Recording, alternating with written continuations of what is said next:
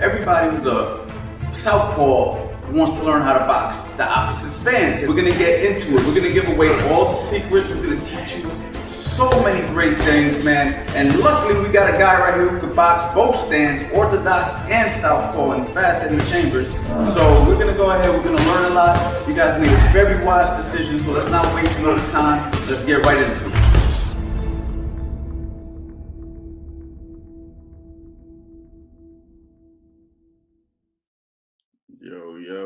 Yo. What's going on? What's good? Talk to me, people. Where y'all at?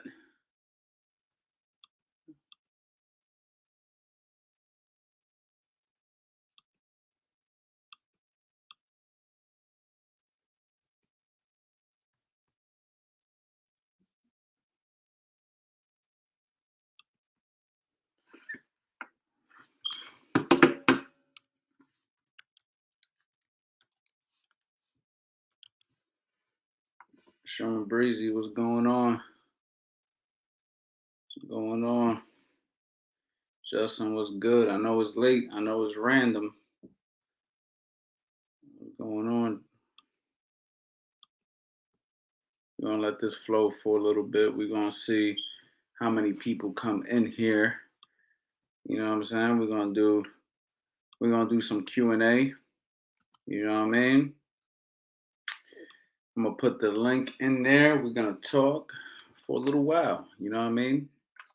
I'm a little bit excited right now to start going live more often and doing podcasts. I'm going to show y'all why. Let me show y'all why. Let me show you guys why I'm excited. So if I switch over to this is how I used to talk to you guys. You feel me? But now, you know what I mean? It looks like this. Looks a lot clearer. Feel me? So now I'm like, oh, I gotta go live. I gotta interact with the people. So let's get started, man. We got a super chat right off the rip from my man Robert. Yo, coach, do you think Wilder will fight again? And who do you think his next opponent will be? I do believe Wilder will fight again. I really do believe that. And I believe that if he did fight again, it should be somebody like Anthony Joshua. I think Anthony Joshua would definitely be a good fight for him. They're both coming off losses. You know what I'm saying? They're both coming off losses. So I think it would be really dope if Anthony Joshua and Deontay Wilder finally fought, you know, like that losers bracket, like in the amateurs, the losers bracket. You feel me? So yeah, I think that's who we should fight, man. Thank you so much, by the way. I'm gonna bring somebody in, man. Yo, what's up, man? How you been? I remember you, bro. What's up? What's up? Yo, I got a quick question. What's up? Talk to me. So if let's say I fight out of the Philly shell, right? Mm-hmm. So when you do bag work and everything, should I always have the lead hand low even when doing bag work and stuff? You know what? That's a really, really good question. Give me 1 second, sorry. All right. So you want to know if you should be hitting the bag like this at all times? Yeah. I'm gonna be honest, man. I'm gonna probably say no. I think that you should be mixing it up. I don't think that you should. I've said this so many times about the Philly shell. You know what I mean? I believe that you need to just use it as a tool. So, you know, there's gonna be moments where you're gonna roll the shoulder, right? There's gonna be those moments where you're gonna be like pop, pop, pop, or whatever. But then there's gonna be moments where your hands are gonna be here and you're gonna block and you're gonna shoot off the blocks, and you know, you might want your lead hand a little bit further out. And there's gonna be so many different positions that you're gonna be in a fight. Sometimes you're gonna be a half a man angle, sometimes you might square up a little bit. So I wouldn't get into that on the heavy bag. On the heavy bag, I would work on everything. I would work on different situations. There might be moments on the bag where you might go jab, cross, shoulder roll, cross, roll out, but then you should bring your hands back up and then maybe rip shots from here, rip shots from here. if you look at Floyd Mayweather, he didn't even stay there at all times. He mixed it up. He do different Uh-huh. stuff. You know what I'm saying? Okay. Yeah. So don't become a Philly show fighter. Don't make that mistake that people make where they become Philly show Yeah, fighters. yeah, yeah, yeah. You know what I mean? Just add it to your boxing. For sure. Yeah, I agree with that. Yeah. 100%. You feel me? How you been though? How's everything? Wasn't you fighting? How did your fight go? I can't remember which one it was. I think It was the one where so. you were weighing 150. y- You were having questions about your weight. See, I remember you. You Yeah. still Okay. Honestly, if I'm be 100%, I fought that fight and I felt like I got robbed like super bad. okay? I think that was the one. Yeah, that was okay because I fought twice. I'm trying to think which one it was, but yeah, I felt like I got robbed like 100%. Like I thought I won all 3 rounds, and I thought I was winning every exchange of all 3 rounds. Just Mm, like completely, I was completely outboxing the guy. Like he wasn't touching me at all. right, So I mean, he was throwing, but he wasn't landing anything.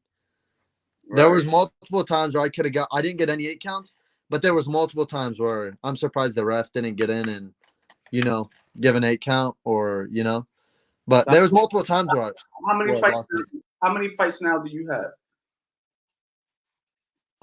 That 1 second. I have four, just four. Okay, well that's good, man. It's all learning, man. Remember, the amateurs is for learning. Uh huh. So you can't take amateur boxing to the, you can't take the losses that you get in amateur boxing to heart. You just take them as lessons. You know what I mean? So you just take Yeah. the L, even if you felt you won. I've been in that Yeah. position before.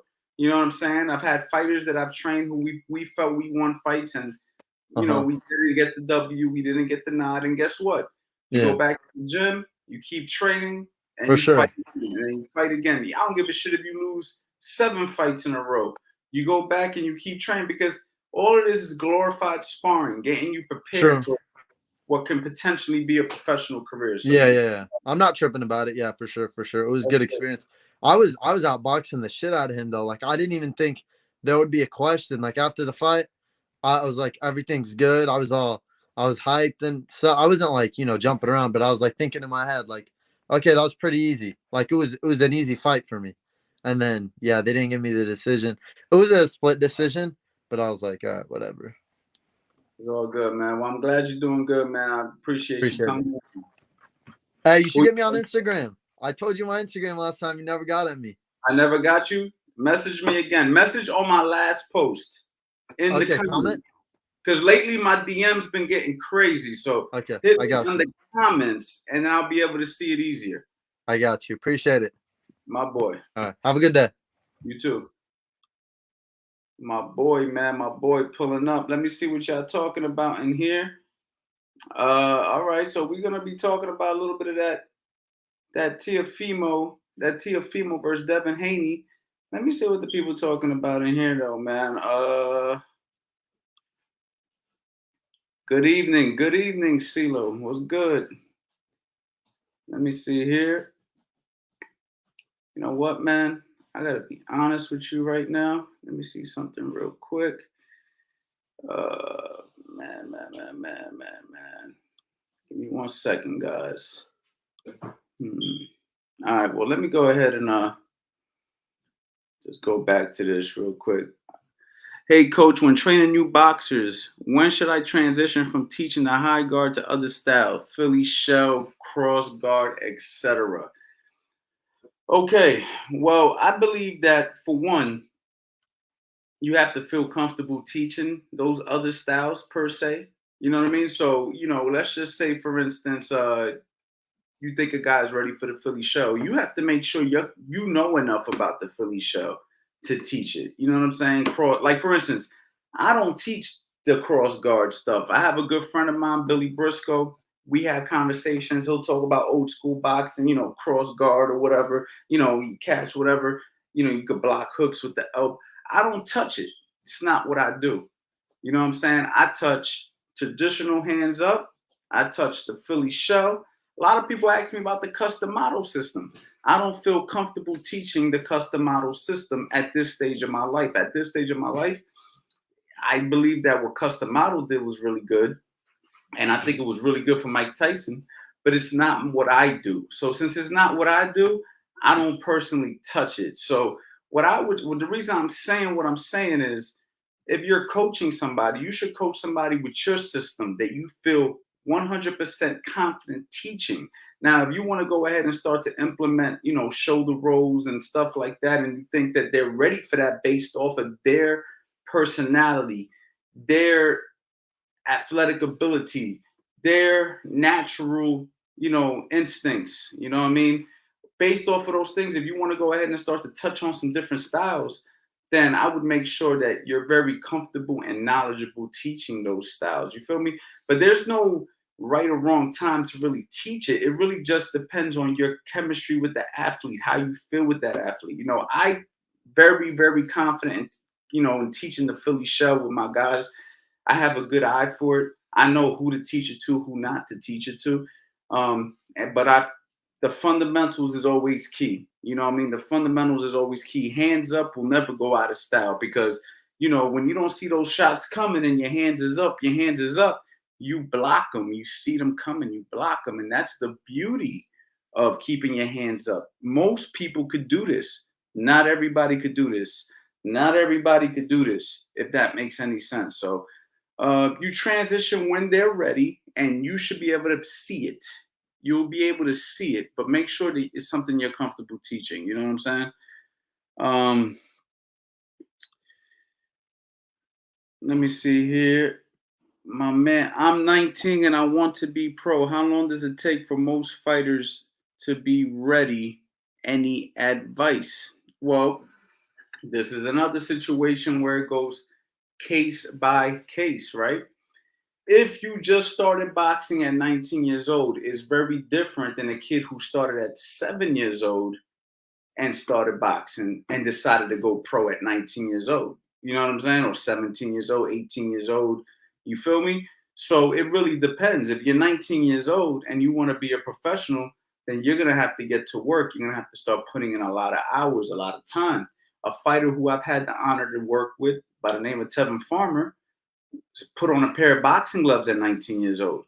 I'm not sure what year he went pro, how many years into boxing he went pro, but he became a world champion at 28 years old.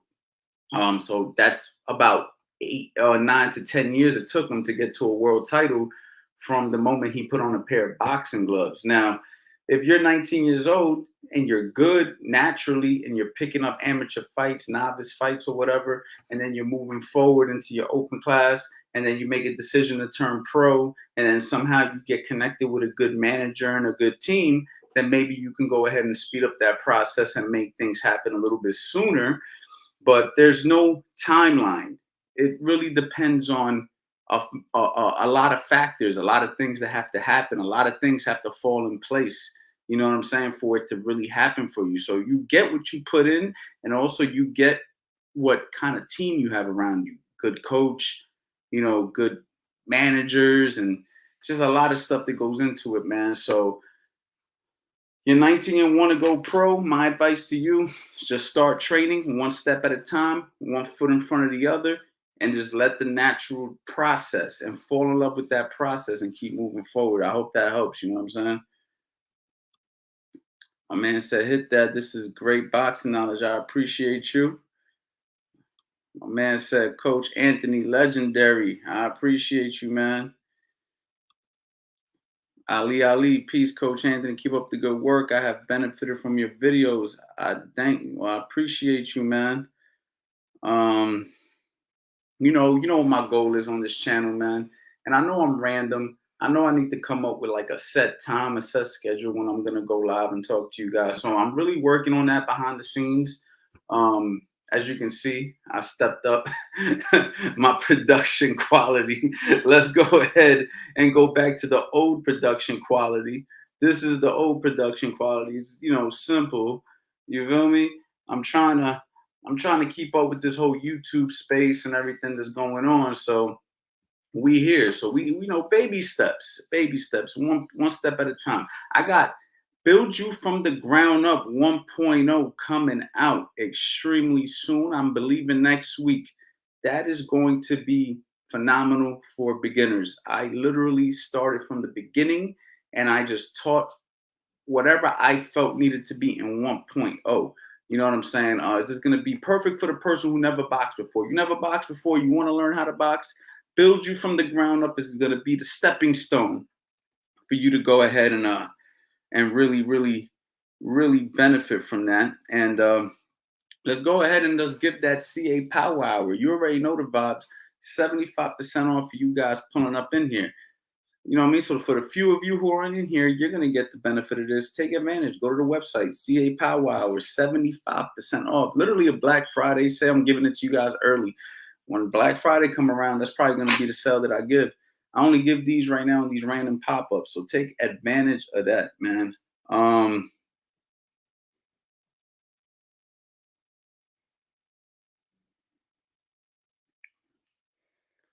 my man said, Coach Anthony with the gems, man. Yeah, I appreciate you for pulling up. Those videos are very helpful, for real, for real. I appreciate you. How do you, as a coach, keep yourself in shape as a coach doing hand pads with clients? Finding after it, I feel it holding pads for male clients. Well, you know, for me, holding pads is very easy. I don't get gassed out holding pads, but my cardio has always been extremely well. My hardest issue is diet, right? My diet is not the best. I like to eat junk food and stuff like that. So I'm actually in a situation now where I'm trying to bring down like 20 pounds. I'm not really happy with my weight as well. But as far as conditioning goes, you need to work out. You need to get in the gym. You need to be working out. Your only form of exercise should not be hand pads. Hand pads to me does not get you in shape. So if you're looking to hold pads and hope that you get in shape holding pads, I don't think that's enough. You know what I'm saying? You're literally just here. You know what I'm saying? Holding mitts, pop, pop, pop, pop, pop, pop, pop. You know what I mean? And don't get me wrong. You know, you're gonna feel your shoulder go back and you're gonna get some impact, but you need to be in the gym. So if being in shape is a concern of yours, you know, you need to get to the gym. You need to figure out a workout routine that you like. If you like boxing, why don't you just start working out with boxing? You know, maybe get up in the morning, jump some rope, shadow box, touch the heavy bag a little bit, maybe go out for a run in the middle of the day, 1, 2 miles. You know, fall in love with a workout program and then train your clients. When I owned the gym, I was working out hard and I was training people. I would train the pros in the morning. So this was my schedule. I'd wake up, I go right to training the pros. I'd work with all the pros that I was working with at the time, which was everybody in Tevin Farmers Camp. You know, I used to help out with all the other guys and train Tevin. And I sometimes I'd hold mitts for Tevin for 10 to 12 rounds. And Tevin can go. Let me tell you something. Tevin can hit some mitts, boy. He loved hitting the mitts. And then from there, what I would do is I'd probably go grab something to eat. And then I would go to the gym and I would work out. I had a little routine. I lift weights, I hit my cardio, whatever. And then what I would do is go to my gym and then I run all my classes and I hold mitts and do personals and stuff. So I was active all the time. But you have to work out. You can't get in shape just holding mitts. Just start doing something. How can we get employed by you, coach, as an assistant coach? You know what? If I open up a gym one day, again, I may do that. I may bring an understudy and teach them how I operate. You know, right now I don't have a gym, as you can see. I go to a gym by the name of Keystone Boxing MMA. Big shout out to those guys. They let me use their facility. I record my YouTube videos, my courses. I train a few clients a couple of times a week. Nothing crazy. Right now, my thing isn't really training people like I was at one time. But that doesn't mean I'm not gonna do it again. So if I open up a gym, just keep up with me and I'll let you know. Let me see where we at with it.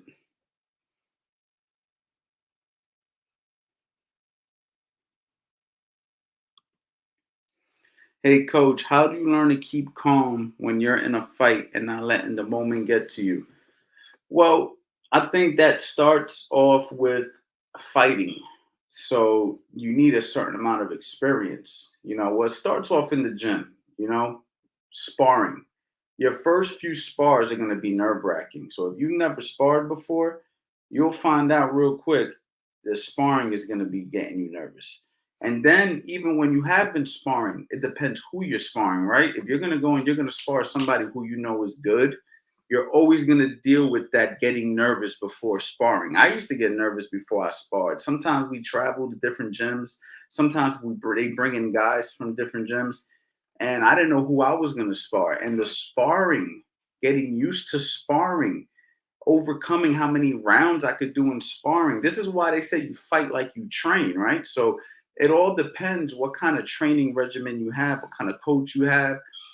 These things will help you get prepared for the fight. Sparring is simulation for a fight. So enough sparring will help you. And then competing, once you start translate your sparring to the fight, you build confidence in every fight. Every time you fight, you're going to build a little bit more, a little bit more, a little bit more.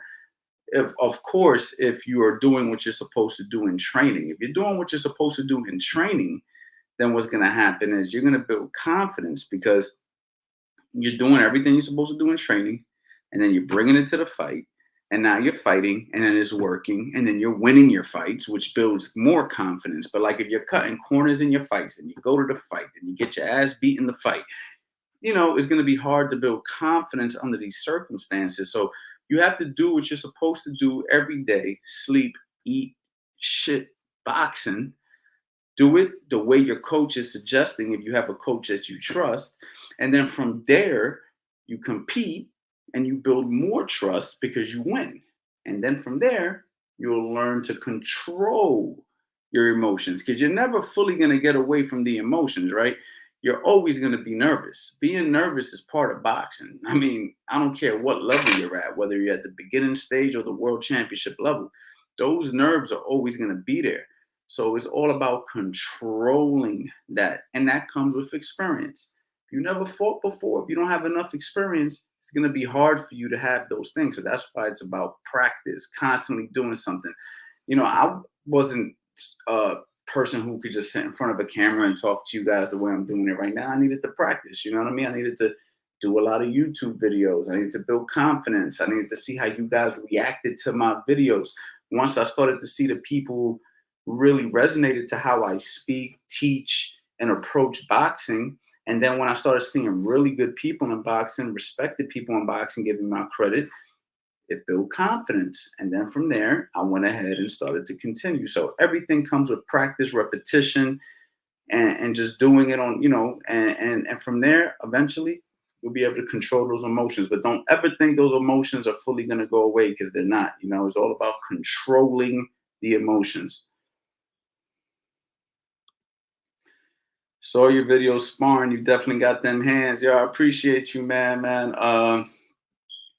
Me and my boy Rasheem Jefferson, who was a fantastic boxing coach and was a phenomenal boxer. He was 15-0, retired 15-1, got into an accident, ended up stop boxing. Me and him used to always spar for Tevin Farmers camps. And there's a video right now of me sparring with him. Both of us aren't at our best. Obviously, I'm out of shape in the video. And, he hasn't boxed as a professional in many years, but it was fun. And big shout out to Rasheem Jefferson, man. That's my guy. Highly respected in Philadelphia and in boxing in general, man. He was like a 10-time Golden Glove champion. So I'm glad I could say that I boxed with Royal and, did good. My man Bill Burr, what's your favorite junk food? Yo, man, I like man, what's my favorite junk food? I like all types of junk food, man. That's the problem, man. It just depends on what I'm in the mood for that day. You know what I mean? But something that I need to control, man. I mean, who else has an issue with junk food, man? I like to eat chocolate. I like to eat chips, you know. But the funny thing about me is I also like to eat healthy, and I also like to count my calories. So I'm a very weird person. Like I go to the gym every day. I count my calories. I eat healthy food, but then I eat junk food. It's like I want everything. You know what I'm saying? It's weird. So I don't have a favorite. I have just bad habits I need to break, to say the least. My boy Roy Chuz. Is there such thing technically as a shoulder roll. I am of the belief that there is a roll, but the shoulder roll is a Mayweather Senior thing. Your thoughts? No, no, no, no, no. The shoulder roll has been going on way before Mayweather Senior. Shoulder roll is something that's been going on. It's a technique. You know what I mean? All it is the right hand or the cross comes from whatever, and you're rolling the shoulder, right? It's just a turning of the shoulder. The chin is behind the shoulder. Now, the Mayweathers might have made it popular for this day and age, but fighters have been shoulder rolling for many, many years. This is nothing that the Mayweathers created. They're passing down something that's been going on in boxing. So, yes, the shoulder roll is something that has been going on before Mayweather. But big shout out and salute to the Mayweather family for learning it, teaching it properly. And Floyd Mayweather is fantastic at the shoulder roll. But this has been going on way before Floyd Mayweather. Sean Breezy, do you teach the Peekaboo style? I kind of covered this earlier in it, but I'll answer it again. The answer is no, because that's not the system that I grew up learning. Maybe one day I will put a lot of effort into learning the Peekaboo, and maybe I will decide to teach it. But at the moment, at this stage, I don't feel comfortable teaching something that I don't fully understand. Now, let me rephrase. It's not that I don't fully understand it. I just don't know the philosophy or how custom model taught it. There's weird numbers and there's certain techniques. But for me, I'm more of a traditional hands up, shoulder roll type of a hybrid version of boxing, right? Like for me, I teach basic fundamentals with the Philly shove. That's something that you want to call it. And custom model was more of a squared up style, kind of slipping a lot, big power punches. And I may use and incorporate certain things that they did, but I don't teach a peekaboo. If I ever met a fighter who I felt that system would benefit him, somebody with that body structure, somebody with that style of fighting, then there is a very high possibility that I may put some effort into learning it to teach it to that fighter. But right now, I don't want to be one of these guys just saying that they teach something to say they teach it. Anything that I teach you guys, I'm teaching it to you guys genuinely from the heart with real many years of study and countless practice doing it. You know what I mean? When I teach the Philly show, I got countless hours teaching it, studying it, practicing it. When I teach anything that you see me teach, I didn't just learn it and teach it that day. I've been putting it into play, whether myself or with the fighters that I work with. So that's the only way I would teach something like that. You need to open up in Florida. Man, y'all know I love Florida. I lived there for 10 years. Big shout out to Florida. I love Orlando. I love West Palm Beach. I love Fort Lauderdale. I love Miami. Um, I'm not too familiar with the West Coast of Florida, but I'm sure I would love it there too. So, yeah, Florida's on the horizon.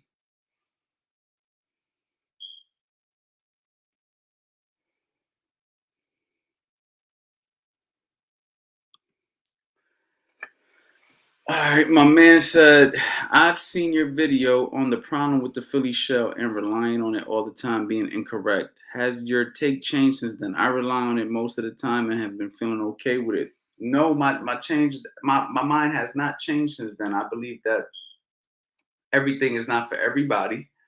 And I believe that the Philly shell is something that some people can do all the time, but everybody should be willing and be open-minded to do whatever is necessary to be done to win a fight. So if I'm in a Philly show and I'm getting hit with the right hand, I have to make an adjustment. And there is times where this has to come up.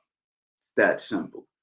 So relying on this to me isn't the most intelligent thing to do. Using it when I need to use it is more of how I would approach it. So my opinion is you use it if you need to use it. You know what I'm saying? Good. You use it if you need to use it, and you use it if you feel comfortable using it. But if you're not comfortable using it or you feel that you're getting hit, then stop using it. Bring your hands up. You know what I mean? Don't be faithful to anything. What you need to do, unless it's your girl or your husband or whatever, be faithful there. But if you're not, but if you're gonna be faithful to a boxing technique, it has to be working for you. You can't use something that's not working for you and be faithful to something not working for you. You feel okay with it, good, keep doing it, but don't be like, I can't bring my hands up because I'm relying on the Philly shell. Don't be that guy.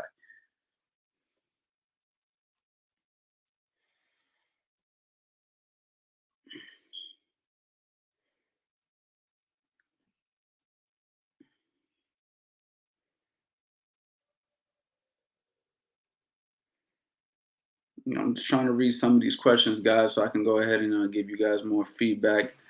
Um,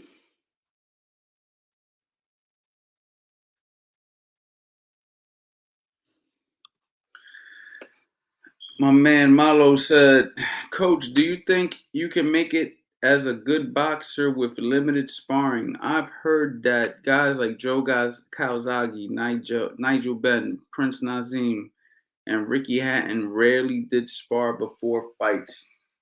Okay, I got you. Hold on. Let me take a sip of this. Okay, so let's answer this question.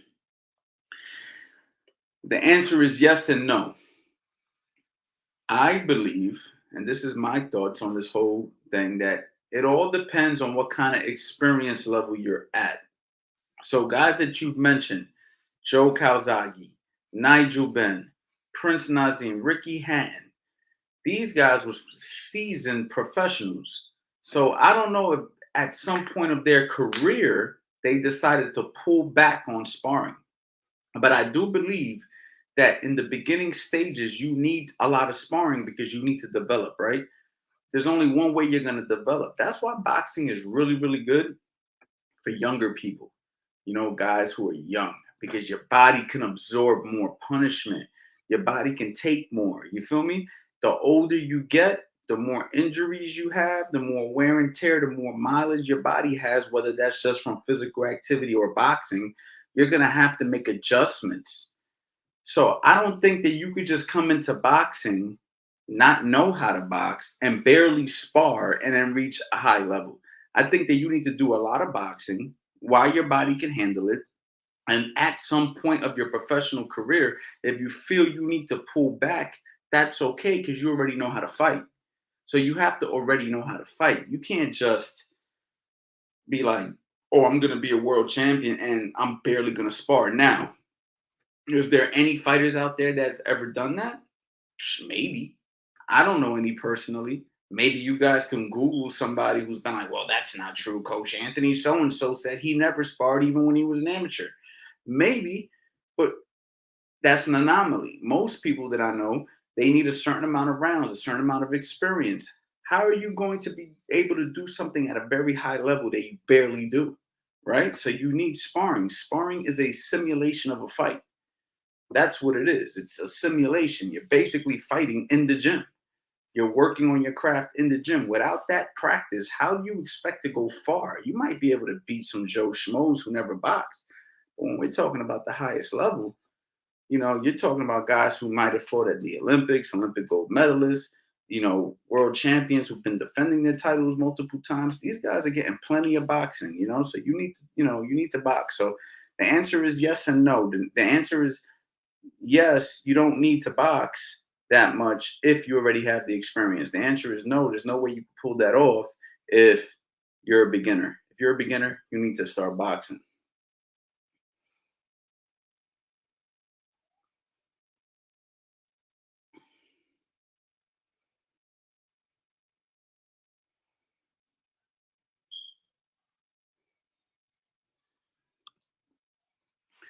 Grind training. If I'm right-handed and using the Philly shell and my opponent is a southpaw, how do I defend their jab, cross, hook? I got a whole course on this. How to box the opposite stance. It's 75% off right now. Hold on. Give me 1 second.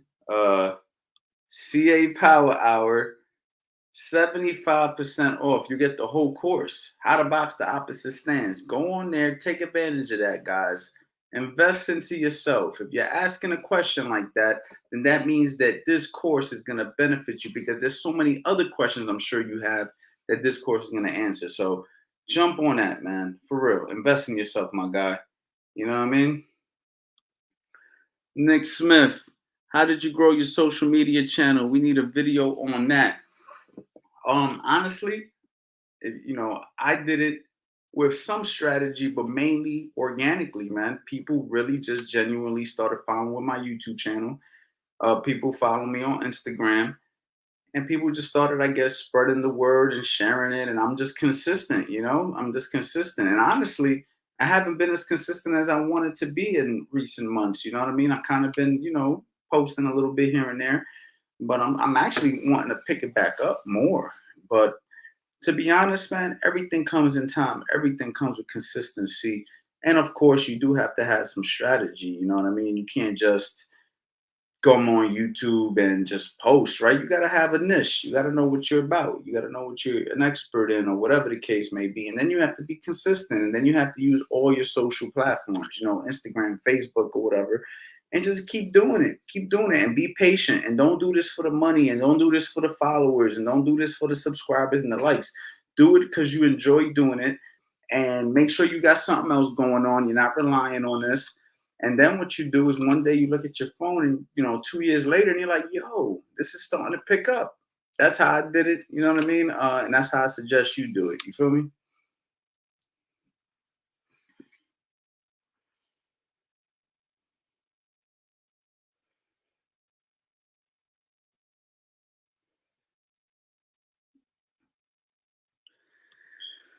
All right, my man Trevin the greatest. All right. So I have fast, heavy hands, but I have a hard time controlling it while sparring. I don't want to hurt my partners, but I do want to use my hands. What do I do? I think you're in a situation where you're gonna have to learn how to control your hands. But if you can't learn how to control them, you need to be boxing people who can handle your power. So you might have to go up in competition. You might have to spar people who are better than you. Because when you start sparring people who are better than you, all that power and speed that you may have may not seem like it anymore, because it takes a whole lot more than power and speed to be effective. You need to have boxing IQ, punch placement, conditioning, mental fortitude. There's a lot of factors that go into play. So what you want to do is, in your situation, is say, you know what, I hit really fast, I hit really hard, and everybody who I'm sparring, I'm having a hard time getting good work because I keep hurting these guys. Well, you know what? Go up, test your limitations, find somebody who is better than you, that can handle it, who has good defense, who knows how to slip and slide and ride punches or whatever. And over time, you're going to actually learn how to control yourself, because this is what's going to happen. You're going to be sparring that better boxer, and he's going to be hitting you. And you're going to say, I don't like getting hit. And as you don't like getting hit, you're going to control your decisions, because it's real easy to punch fast and hard and let your hands go when there's nothing that really is coming back that's at any risk. But when you start to really say to yourself, whoa, I don't like how that feels. This guy actually hurt me with that punch. You learn to calm the hell down. You learn to control yourself. So at this point, it sounds like you may have to box better competition. If you don't have better competition, then what I would probably suggest you do is try to find somebody with really low, uh, like somebody who you're much better than, and just work on your defense. Work on blocking, work on slipping, sliding, letting him get his shots off. And you'll learn to like control yourself, because you're not hitting him back much. You know what I mean? But you have to be really trustworthy in these situations. You can't find somebody that you're really better than and say, yeah, I'm not going to hit you. And then as soon as they slip one in, you're like, boom, and then you're knocking them out. You can't be that guy. You have to be that guy who's like, nope, I said I wasn't going to hit him. I'm a block, I'm a catch, I'm a slip. You feel me? And this is what you have to do, man. And you have to work on it all the time. You have to practice this. If this is something you want to improve in, you have to practice it. Big shout out to Ohio Runs Boxing with the super chat, man. I really appreciate you. I really appreciate you, man. For Sacramento, California, Coach, I'm tardy. I'm tardy to this live podcast. Thank you, Coach. Not sure what tardy means. Not very sure, but I'm sure it's a compliment, so I appreciate you. Coach Anthony is a savage. Appreciate that. Good Fight TV. Salute, Coach. Load your channel. Yo, I'm in the mood to talk to somebody. We in here, so I might as well give somebody else an opportunity to come holler at me. If you want to come up here, talk to me, answer some questions, now's the time. I put the link right there in the description below. Come in and chop it up with me, man. We 40 minutes in. I'm chilling. You see, I'm wide awake. I'm a night person, man. I'm gonna be honest. I like being, I want to be a day person so bad, man. All my closest friends will tell you. I want to be a day person, man. I want to be one of those guys that wake up at 4:30 in the morning and all that. Man, I don't get to sleep till 4:30 in the morning, 5 in the morning. But we got my man in here. What's good, brother? I can't hear you. Still can't hear you.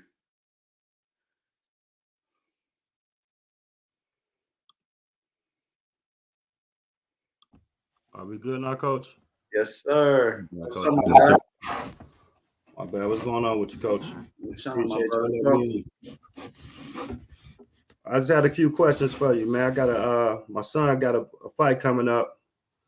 12 years old, youth boxers. He got 4 fights. But what happened was last week we took 2 weeks off because he tried out for basketball. Unfortunately, he didn't make it. The basketball team. But the fight is November 6th. And we had about two or 3 weeks of training before that. So how should I go about finishing training camp for him? How much more time before the fight? We got to November 6th, so we got about roughly 3 weeks.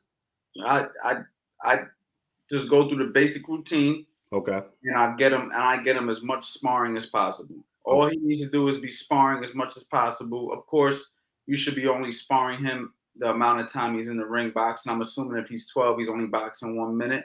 Yeah, 1 minute 30 seconds. Oh, he's at 1:30? Yeah, 1:30. All right, so I'm gonna tell you 2 tricks I like to do. 2 tricks.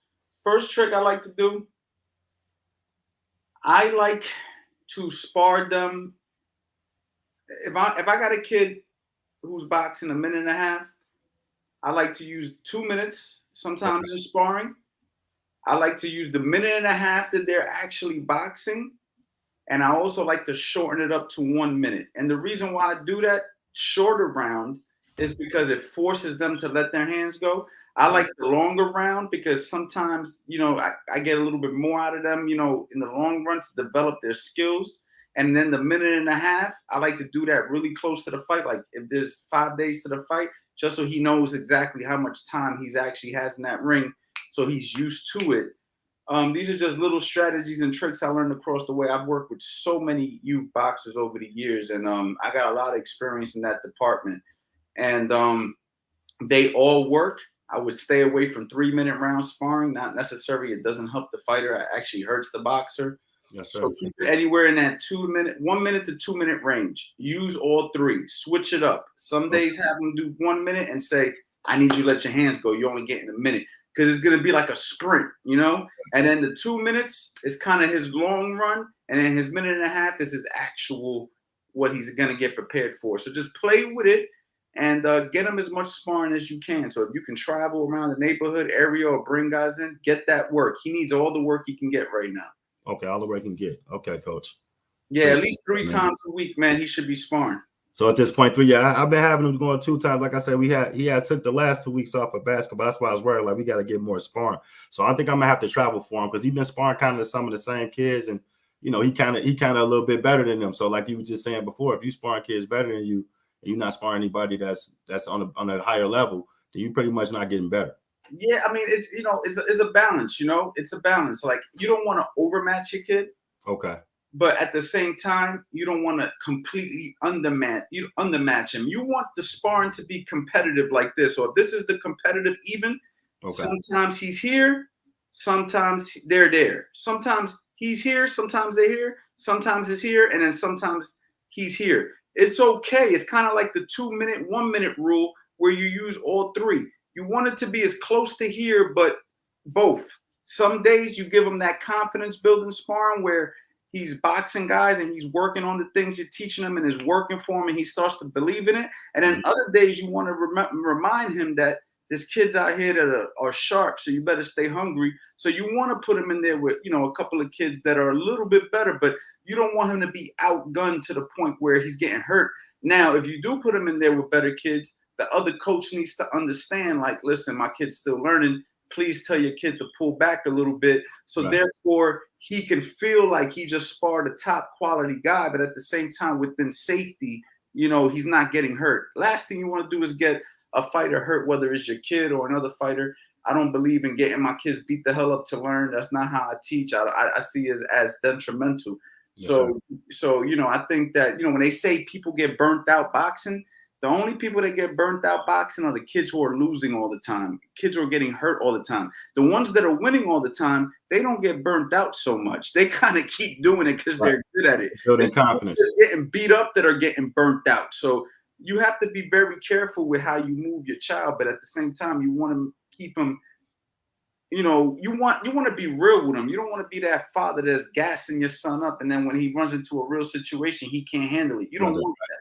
Right. You know what I mean? Yeah, I told him, man, he still can do whatever he want, man. He's into like editing video, so I told him as far as with boxing, if he's not gonna take it, it's nothing like you can play with like football he played in the past, basketball. If he's not gonna take it as serious as I think he should, I'm gonna have to tell him, he might have to consider hanging him up. That's how real I am with him. Well, he's very, very, very young. Yeah, but he been doing it a few years. How old is he? I mean, how many fights? He's 12. He got 4 fights. He been boxing since he's been 8 years old. He's 12 now. Right. So, look, he's very young. He's got 4 fights. He's already been boxing for about was that 4 years? Yeah, about 4 years. If he took a short break right now and then came back or whatever, it's not gonna hurt him. I didn't put on a pair of boxing gloves until I was 15 years old. And like I said earlier, Tevin Farmer didn't put on a pair of gloves until he was 19 years old. He became a world champion at 28 years old. Your kid's already got a head start. Okay. You do want it, but you also don't want him to hate what he's doing. You do want him to love what he's doing, but you also don't want to make the mistake that I think some people do, which give him too much freedom to get away from it. If you believe that he's really got the potential and this is something that he's really could be good at, sometimes as a parent, you have to force your kid to do something that they might not want to do because I get flack. Not to cut you off, but I get flack from his mom, and I know he got the talent. He's been boxing for 4 years. I gave him a break a couple years ago, with the COVID and everything, and he was out of school. And as a kid, that take a lot away from you, being social and going to school and stuff like that. So now I don't want to feel like I'm trying to push him too hard at this point. But he hasn't fought in 2 years. He's been consistently working out for the past 12 weeks. I gave him a shot to play basketball, to try for the team. I just don't want to, like you said, sometime I might have to quote unquote push him a little bit more. And I feel like I'm at that point, like you just mentioned, Coach. Yeah, for sure, man. It sounds like he's got a bright future. So as long as you're in his life and you're helping him out, he's going to be all right. Just, if he's good, don't let him completely walk away, but let him know, listen, I'll give you a chance to pursue something else, but don't forget how good you are at this, man. And I like to see you go far. And he might say, you know what, Dad, I want to keep pushing, man. Let's keep boxing. You say, all right, well, come on, son, let's go. But I wouldn't put it, force it. You don't box, you don't do nothing. I wouldn't do that to him either, man. It's not fair because, this boxing game is very difficult. And, you do want him to enjoy his life. Absolutely. I appreciate the time, Coach, man. I really do, man. My man, yo, good luck to you guys. Best in the game. Yes, sir. Appreciate you. Have a good night. As you guys can see, man, I'm real passionate when it comes to that JO boxing. I've worked with many JOs over the years, man. I've developed kids and took them to national tournaments and, just a lot of stuff, man. And this is what I really love working with the kids, man. I could say that's probably, I've worked with world champions. I've worked with professional world title contenders. I've worked with MMA fighters. I've worked with regular people. And deep down, I think my passion is the kids, man. I really do. So, it's fun. It's a lot of fun, man, working with those kids and just seeing them develop and seeing them win and Some of them little guys, man, they fight better than some of these adults, man. I'm not even gonna lie to you, man. They put punches together, combinations together. It's really, really, really like soul work, you know. It's dope. So big shout out to you, brother. Keep helping your son.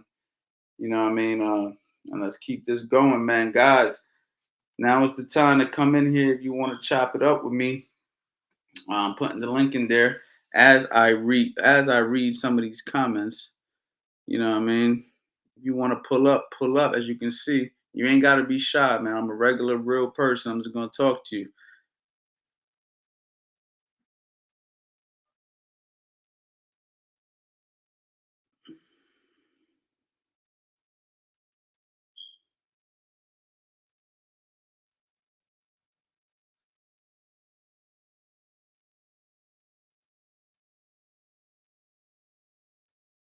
My man said tardy equals late. Okay.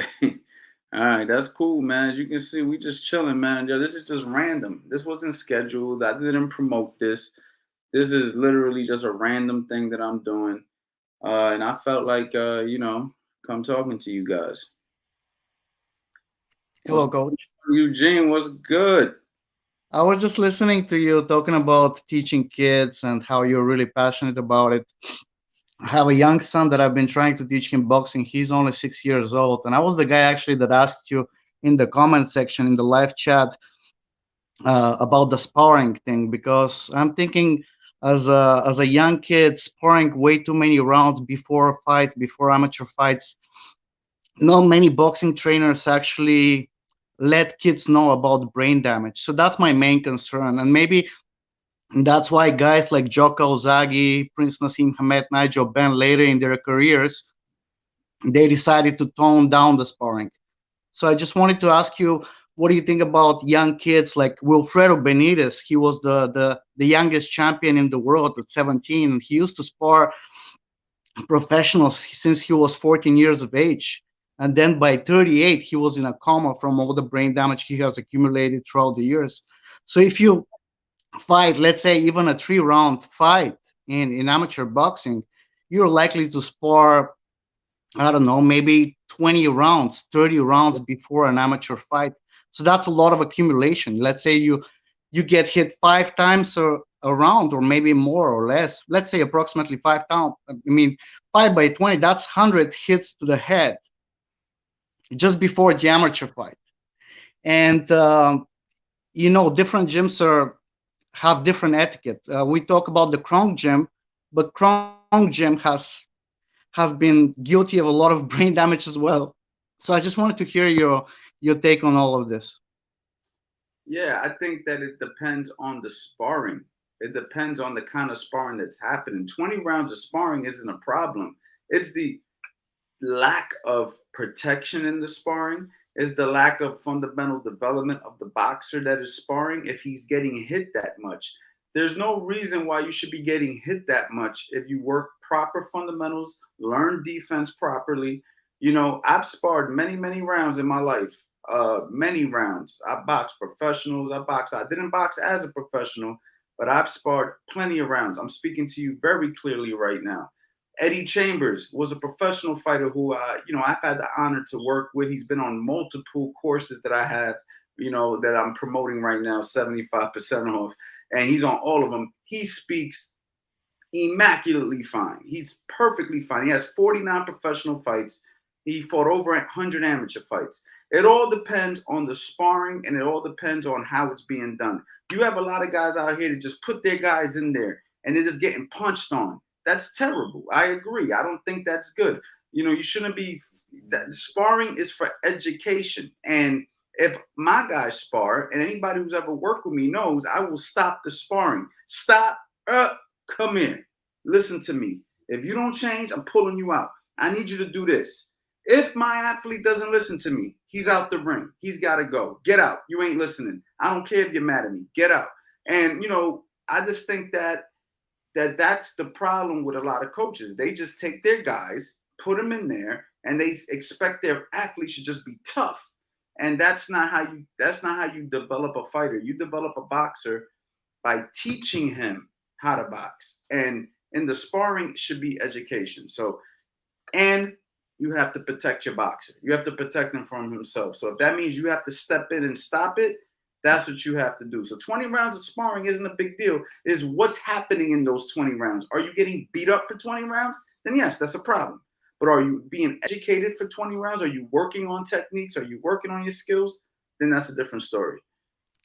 Okay. And I Thank think, you.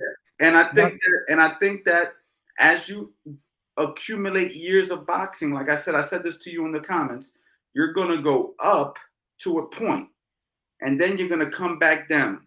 So you develop yourself, you get to a certain point. Once you reach that point, and now you're a seasoned professional, maybe now we start to work it down where we don't have to take as much punishment or we don't need as much sparring because we have enough experience. But until we gain that experience, you're gonna have to develop the sparring. You have to. It's like building a callus. You have to build that. You feel me? You can't just go in there because your guy can get hurt in one fight. You're concerned about 20 rounds of sparring, but it only takes one punch to change your life. And if you don't have enough rounds of sparring where you could defend yourself, then you can go in there with limited sparring with a guy who can kill you, and one punch can end your life. So you have to remember that it only takes one. It doesn't take 20 rounds. It only takes one. So you need your guy to be prepared. You need your guy to be prepared. It's about the preparation and, hopefully luck. And there's another lot of other factors, genetics, so many things, you know what I mean? But preparation is key. The reason why I'm thinking about this a lot lately, in terms of brain damage, mainly, is because even if you look at guys like James Toney, guys like Wilfredo Benitez, guys like Pernell Whitaker, guys like Sugar Ray Robinson, guys like Muhammad Ali, Henry Armstrong, all of them have suffered from brain damage from one extent to another. Most of them a very, very serious brain damage, and they were la creme de la creme, pretty much the top. So if this could happen to the best of the guys, and I used to teach boxing here in a local club in Toronto called Atlas. Part-time, 3 times a week. I used to teach them footwork, basic stuff, boxing stance, and so on and so forth, to kids and adults, weekend warriors, and even some of our competitors.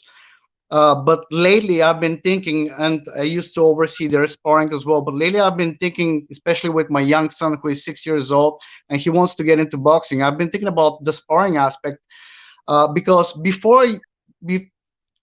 a lot of professional fighters, before a 12-round fight, they would accumulate 130 rounds of sparring. Look at James Toney. He says he hated training. The best part about training was sparring, and he was one of the best, and yet he can barely string a sentence together right now. I understand certain guys like James Toney, Pernell Whitaker, you live by the sword, you die by the sword. And they lived the life maybe to an extreme. Maybe they were extremists at what they did. They took chances. They were so good at what they did that they would sit in the pocket with you and they would take these chances and they would get hit in the back of the head and different things would happen. But think about your son for 1 second. You don't spar your son this well, right? Let's say, for instance, you don't spar your son that much because you're very protective.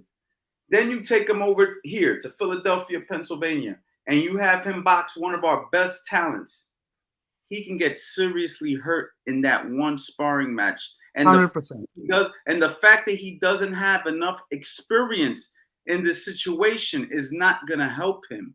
100%. So you have to remember that there's a fine line where you're protecting a guy and hurting a guy. Unfortunately, in boxing, people get hurt. Unfortunately, in boxing, people get brain damage. Unfortunately, in boxing, people die. It's the 100%. Nature of the beast. It's the nature of the beast. If this is a true concern, then maybe you don't make him a competitor. Maybe you say, listen, you're going to learn boxing, and that's it. That's what we're doing right now. but the truth of the fact of the matter is, this is something that is unfortunate, man. It's part of what comes with this sport. Now, the best thing you can do is do your best. You do your due diligence to learn good fundamentals, protect your son as much as you can, And in sparring, do not let him take unnecessary abuse, and make sure he has enough experience so where he could defend himself. It's all you can do. You can't promise, guarantee anything in life. We can die in a car accident. We can die in any situation. You know, there's no guarantees, man, and that's unfortunate, but that's the truth. But the truth of the factor is he needs a certain amount of rounds under his belt so he could be able to handle himself. So I believe that he needs sparring, but it has to be within control and education. Amazing insight. I thank you very much for your insight. If I can ask one more question, if you don't mind. Go ahead. With the earlier guest, you just mentioned to him that Tevin Farmer started boxing at 17, if I'm not mistaken. 19. 19. Okay, great. Yeah, I think that's a good idea. As far as full contact sparring, I have made a full 180 in my mind anyway. That starting at boxing full contact sparring at 18 is not a bad idea when your brain is fully developed. As opposed to the previous guest, he had a son who was 12 who had been boxing since 8 years old. I can only imagine an 8-year-old's brain developing and getting hits over and over, and that accumulates. Imagine there are kids that are hitting the soccer ball that get concussions. So just imagine what is being hit. So just back to Tevin Farmer starting at 19, I think 18 is not such a bad idea. It's not a bad idea, but you have to remember this. Unfortunately, even though you might have a good point, unfortunately, that's not how this game really works. So most guys are starting at 7, 8 years old.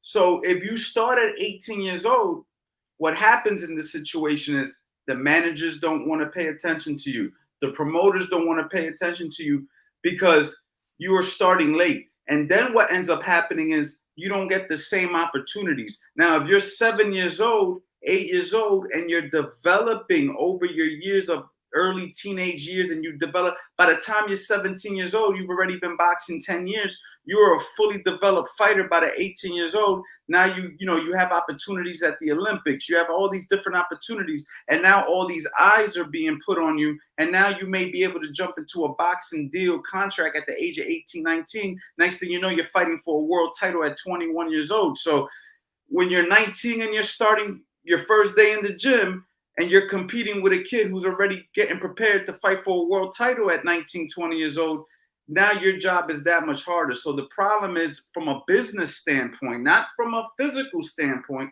but from a business standpoint, you're behind the curve. And Tevin Farmer is an anomaly. That's not a common situation. Bernard Hopkins, not a common situation. These are things that don't normally happen. They got lucky, but for the most part, most guys have to start reasonably young because that's what the promoters and the managers are looking for. How about you start kids younger, but let's say they develop the skills, foundation. First you start with the stance, your number one line of defense, then footwork, then eventually pairing, then eventually head movement, etc. So you develop the kids, you give them pad work. You've shown amazing pad work yourself, and a lot of boxers find pad work to be highly beneficial these days for one reason or another, probably because it is. Now, this kid turns 18, and at this point now you implement full contact sparring, where it's not just to the body, it's not just like contact drills, but it's full, because the kid already has accumulated a lot of skills throughout the years, but he's been limited or protected with the sparring until that kid, he or she, reaches 18 years of age. And we're now as an adult, because when I entered the gym at 13 years of age, boxing, no trainer ever told me about I could get hurt, and I did get hurt. They were putting me with kids that were 15 kilos bigger than me. And a lot of gyms are like that, unfortunately. Trainers and coaches are not being honest with their fighters and not pairing them incorrectly with more experienced guys or bigger weight guys when they don't have the necessary skills. But I'm saying at least by the age of 18, if you have a kid that, let's say the kid started at 14 or 15 in your case, and for 3 years you've been learning nothing but the fundamentals of boxing stance, footwork, guard, and then throwing punches. Anybody can throw punches. Like you said, 50% is boxing, 50% is defense. So footwork and the boxing stance, to me, the most important fundamental things in boxing.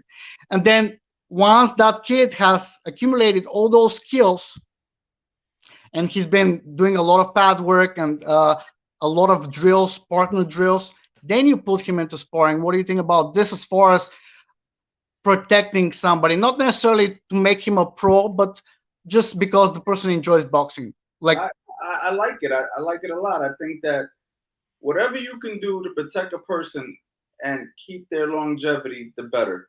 I think that, you know, I think that this can be a good approach. But at the same time, I think this just is going to be difficult only because when a guy, let's say a kid starts at 12 years old, 13 years old, he's learning these skills, and then 14, 15, 16 years old. By the time he's 16 years old, he's going to want to test himself. He's going to want to test himself. And, you're not going to be able to stop it. It's going to be like trying to control your kid and he sneaks out the house to go do something. And you're like, I told you to stay home. What's going to happen is your fighter's he's going to be feeling it. He's going to be like, man, I look good, man. Like, I feel good. He's going to want to see where he's at. And eventually he's going to test himself. And if he's been training properly, he may do well, which means he's going to want to do it again and do it again. So in a perfect world, I believe that approach can work. Do I think it's realistic?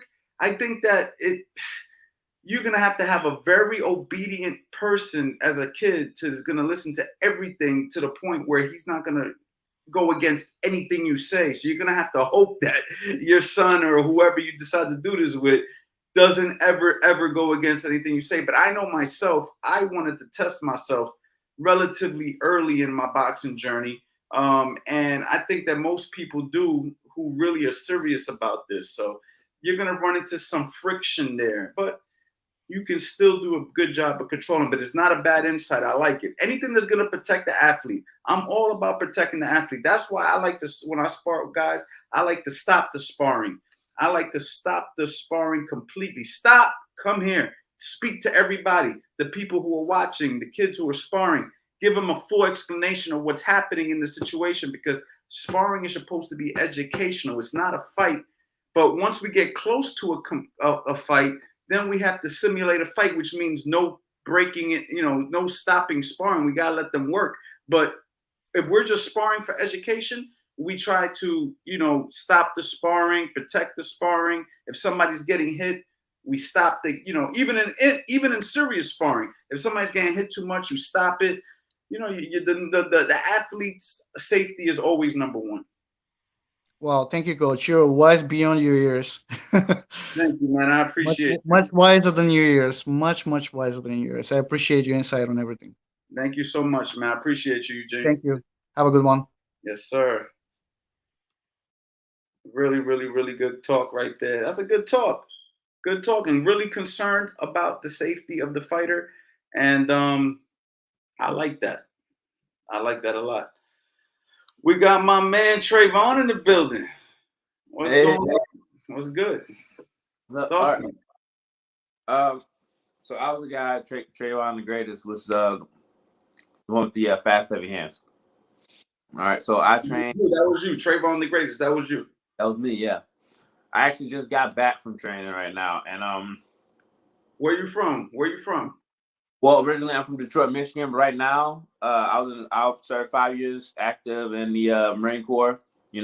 So while I was out in California, which is where I am now, I found me a nice little team that I liked at the UFC gym. I trained MMA, Muay Thai, boxing, kickboxing, Brazilian Jiu-Jitsu. And before I joined that team, though, one of my platoon sergeants, right, he taught me how to box. And that's where I really found out, like, I got some fast hands. And I found out later on,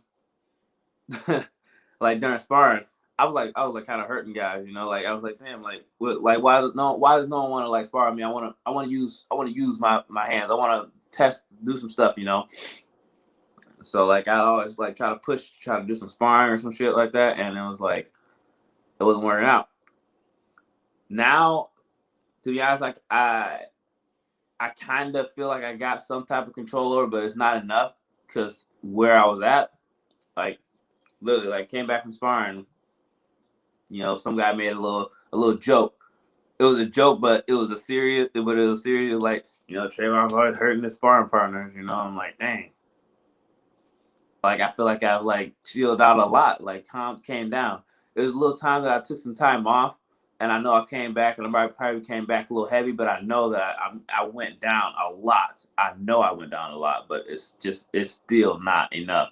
Well, what I told you before was basically I already answered this for you, and you know, and I really believe that you're just gonna have to step up the level of sparring. So if that means you have to do your research on who's out there for you to box, if that means you got to find a gym of competitive fighters wherever you're located, if that means you got to drive 30 to 45 minutes, you know, you go to a gym and you say, hey, look, I'm looking for some work. I'm looking to get some work, and you know, this is my skill level, and I'm willing to, you know what I mean, see where I'm at. And that's really all you could do, because if you are having a problem finding work because you're hurting guys, that means the work that you have can't handle you. And if that's the case, you need to find a group of people who can handle what you're doing. If you're having an issue pulling back, and honestly, I'm going to be honest with you, I'm not a big fan in the developmental stages of your boxing for you to have to pull back, if that makes any sense. I don't want you to pull back. I want you to let your hands go. I want you to test your skills and your power and all those things. So if I have to pull you back all the time, then you're going to develop a habit of pulling back. You're going to maybe be in a real fight and you're going to go to hurt a guy, but be like, I don't want to hurt him, so I'm going to pull back. I don't want that. I want you to hurt your opponent. I want you to use your best attributes. So in order for me to be able to get you to use that, I'm going to have to find the competition that can handle whatever you're dishing out. So you need to step up your level of sparring. You need to talk to your coach, whoever that is, and say, look, man, I need real work. These guys can't handle it. I can't keep on playing around. I'm looking to step it up. And that's really all you could do. I'm not gonna say anything about my coach. My coaches, they're real good, you know, like they got me to let me calm down. My girl, I'm gonna sleep. She came out yelling at me just now. But my coaches have been, I'm at a level now since because I took a little break to go take care of my mother and everything when I came back to California. I was stuck at this little stage. My coaches have been doing an excellent job developing me, and this is why I'm running into this problem now. Because before I came back, when I first came back and say, I wasn't using my speed. I was kind of like focusing on like just like the technique, moving kind of slow, accuracy, you know. And now I want to use my speed, is what I'm saying. That's what I should have been saying. Because like now I'm like, I got the lethality. Like I'm more accurate. My punches are more accurate. And now it's just, I'm putting more speed behind them. And now that the speed is coming up. But you see what you're saying right now is all good. Your coaches are doing a fantastic job, and that's good. Yeah. All you need is different competition. All you need is different sparring. So all you have to do is tell your coach, look, man, I really, you know, I'm feeling like I'm really improving. Do you think we can get some better work? That's all you have to do. Trust your coach. Let them guide you. Let them do whatever they're doing. Don't change nothing. But just mention it to them. And if they might have a reason why they're doing what they're doing right now. Maybe if I was to speak to them, they would say, Aunt, listen, we know what we're doing. We got our own little system over here. And this is the reason why we got him sparring who he's sparring. We're building his confidence, whatever the case may be. But in the end of the day, in order for you, if they don't tell you to pull back, if they're telling you everything's cool, then do what you got to do. You know, it's not your job to worry about that. Your job is to worry about doing what your coach is telling you to do, doing it in sparring, on the heavy bag, on the road, you know, whatever. Your job is to do that. You do that. Your job is not to worry about this, and this, because you're the athlete. You're the fighter. The coach is supposed to be the one who's concerned about the safety of the opponent and all those things. I mean, you should have some compassion as well, but I wouldn't be overthinking that as the fighter. As the fighter, that's not your job to worry about that. Your job is, listen, tell me what you want. I want you to only work your jab. Okay, well then you go out there, you better not throw nothing but a jab if that's what your coach told you to do. If your coach comes to you and says, listen, I want you to sit him down with a body shot, as gruesome as that sounds, you got to sit him down with a body shot. I mean, you're working on whatever you're working on for a reason. And, you know, that's your job. Let your coach do what they're supposed to do, and you do what you're supposed to do. You feel me? Okay, I feel that. I feel that, and I because honestly, what you said that's it right there. I feel like yo, I appreciate you, Trayvon. I'm gonna talk to some more people, but you the man. all right. Oh, but I have one more thing to say if that's okay. Yeah, absolutely. Go ahead. All right. So I feel like boxing would be like it's the next thing I need to like kind of like dig into more to get this issue going for me. Like, so my coach is saying that I'm more of a they said basically in a nutshell, they said I'm a counter striker, exclusively a counter striker. So it's like I have good timing, good reactions, and they want me to work in more like initiating as opposed to like just sitting here waiting and then like you know, like waiting for someone to come in and then I do something, they make a mistake and I do something, you know, or I'm slipping and I do. They want me to initiate more. And I was wondering like how would I do that from like maybe a boxing standpoint, because I feel like that's where I need to like maybe start at. You know, everything comes with training, but you know, I would say start with your jab. You know, use your jab as a trigger. You know what I'm saying? Like if I'm boxing a guy and I want to initiate, I don't want to initiate by leading with big punches, right? Because then that's not smart, right? Because you're telegraphing, you're leading with your big shot, right? So initiate with a jab, you know, pop, work your jab, pop, work your jab. As they're reacting to the jab, they may go to counter your jab, and then you can sneak in one of those good counters that you're naturally good at. So use the jab as a trigger. The jab is what's going to create them to react. You know, you're going to see what they're doing. Maybe I'm popping the jab, they're blocking the jab, and then I go ahead and I feint the jab, I throw the hook. Maybe I stab to the body with the jab, they drop their hands, and then I bring the hand over the top. Maybe I go to throw the jab, they go to counter right hand, and I drop a check hook on them. Different things you could do, but the jab is going to be what sets it off. Also use your feints, you know. Use a feint, use a jab. You know, you feint, you see how they react, and then you go off of the feint. So be first. That's how you initiate, but be smart when you're going first, which is a good feint and a good jab. You know what I mean? You may occasionally sneak a right hand lead in there. You may occasionally step in, you know, lead in with a hook. You may occasionally do these unorthodox techniques, but for the most part, if you use a feint, use a jab, be first. Don't let them go first. As soon as the bell ring, put in your mind, be first. And then you'll start to build a habit of initiating.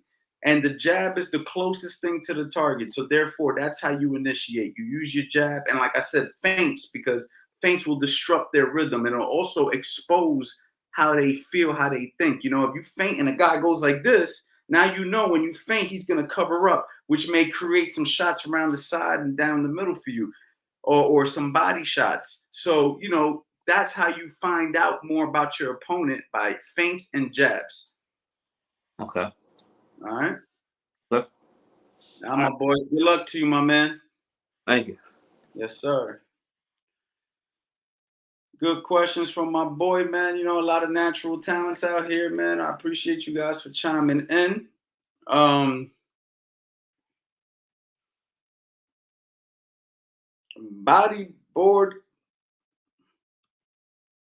Bodyboarding Chronicles. What's going on, man? Road work. How many miles a day for the road work?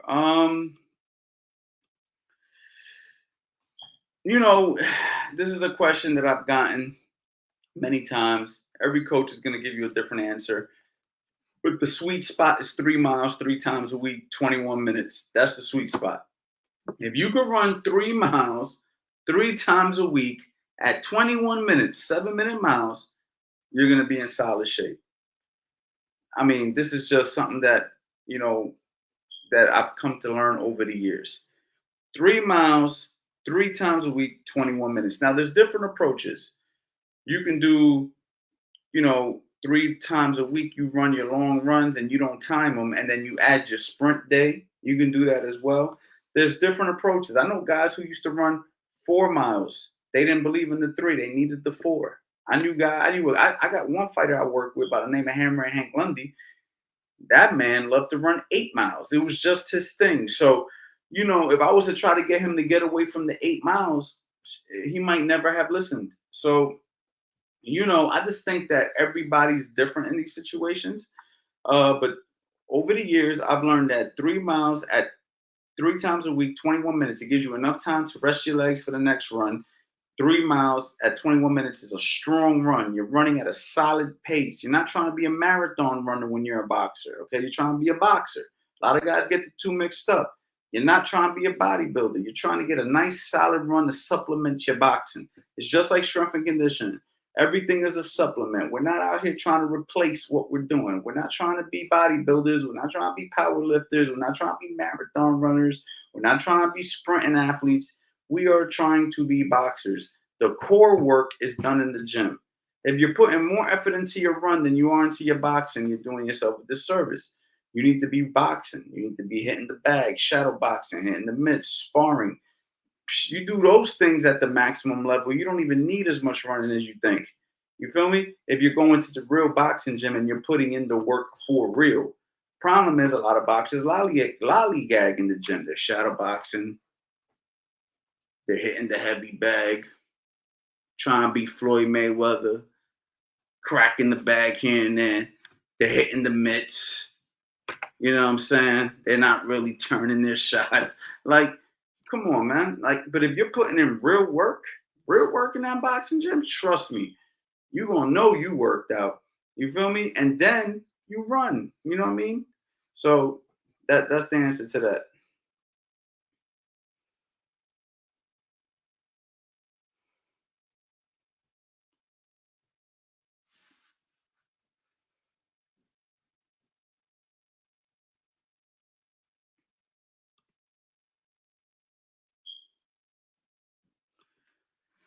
Guys, CA Power Hour, 75% all courses for pulling up. I also got boxing, Build You from the Ground Up 1.0. I almost forgot the name of the course that I'm doing. Build You from the Ground Up 1.0 is not out yet, so don't go on the website looking for that yet. That is going to be phenomenal. That's going to be fire. I put a lot of effort into teaching how I want to break things down step by step. If you never boxed before, this is it. If you want to buy it to coach your kid, this is it. Basics. We don't go crazy. I don't go on for days and days in the course. I give you everything you need for this particular moment. Then I'm going to have 2.0 come out and a few other .0s after that. And it's gonna be really nice, man. I got a lot of new things coming to the website, man. So be ready. But for right now, CA Power Hour, we got Defensive Principles 101, how to box the opposite stance. We got 150 combinations on there, angles and how to create them, how to set traps and counterpunch. It's similar to the question the young man just asked me. You know what I mean? Trayvon the Great. You know what I mean? How to set traps and counterpunch. You know what I mean? You trigger a guy, you get him to throw something, you come back with something. You got to counter to counter sometimes. Take advantage, my guys. Take advantage.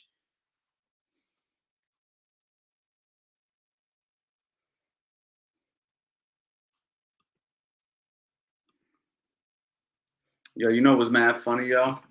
So you got people that come in here and troll, right? But then this is what's dope about it. There's an option on my thing that puts you in timeout. So when you come in here and trolling, you literally get put on timeout like you a child. You're a little kid. You know what I'm saying? Like, yo, you want timeout, go put your nose to the wall. Like that's what happens when you try to come in here and troll. So if you come in here and troll, I'm gonna put you on timeout. I'm gonna make you go ahead, go to the wall. You're gonna put your face to the wall. You ain't gonna be able to say nothing. You feel me? That's how we that's how we run it over here at Coach Anthony Boxing. So if you want to get on put on timeout, all you gotta do is troll. And then you're gonna have to put your nose to the wall. You know what I'm saying? Like when you was 7 years old, 8 years old. You know what I mean? That's how we gonna move. So there's just a little bit of that, you know what I mean? How much is a beginner course going to cost? The beginner course, I'm not sure yet what I'm gonna price it at, but it's gonna be affordable, man. It's gonna be affordable. You know I'm gonna show love. Come on, man. Right now, I got courses right now at 75% off. 75% off. That means $100 course is $25 right now. Just do the math. So it's like I'm always going to take care of my people, man. You know what I'm saying? I'm always going to give a sale. You know, random stuff like this, yo. Like right now, it's 1:25 in the morning.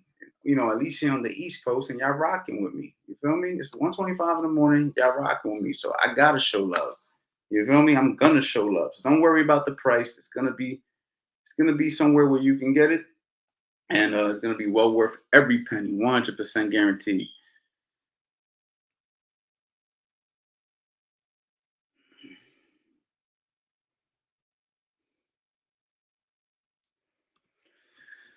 All right, my man Brian said, "Hi, Coach Anthony. I am 6'2", 195 pounds. I first learned how to fight when I defended myself versus my dad, 5'11", 220 pounds. Took 70 punches in the chest, solar plex area. Knocked him down 4 times. Gave him a black eye."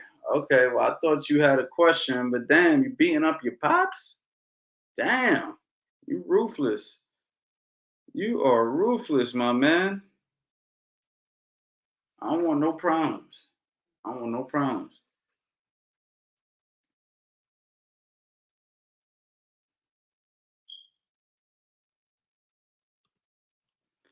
Best boxing workouts for a dorm room if you can't afford a boxing gym.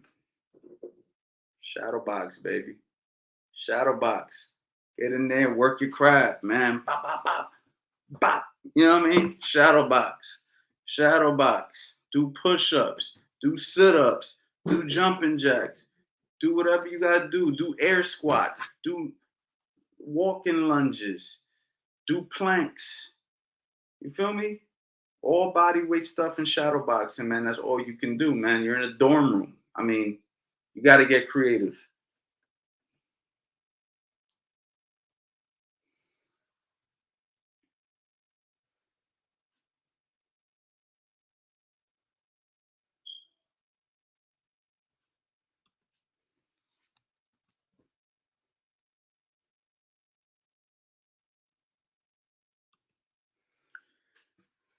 I got time to talk to one more person. So if one more person wants to come in here, holler at me before I go ahead and log off here. Come holler at me, man. I'll just put the link right there. Guys, CA Power Hour. Take advantage of the courses, man. You know what I mean? And that's that. Let's see if somebody else wants to come in here and ask me some questions.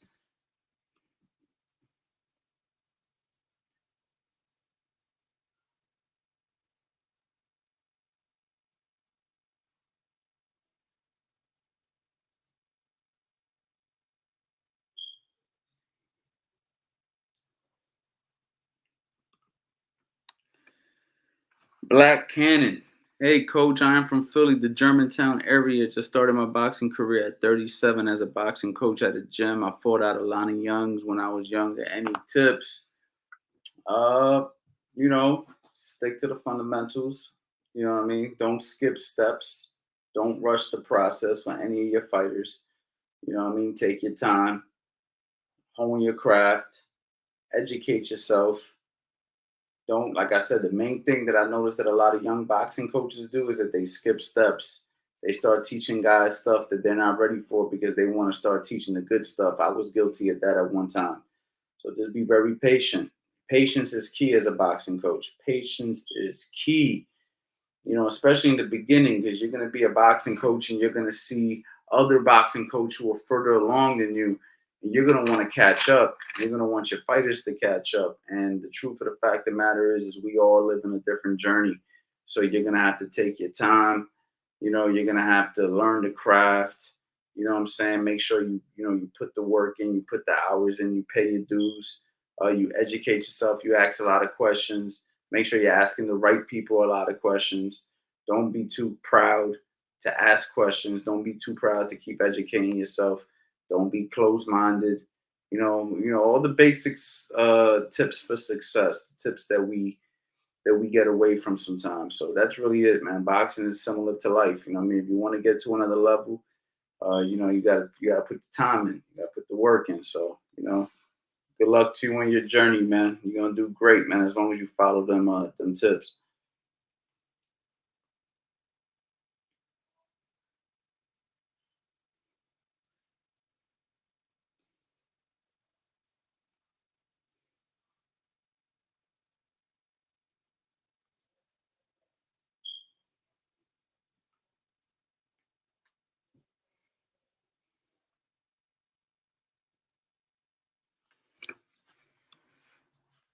No problem, Black. I appreciate you, man.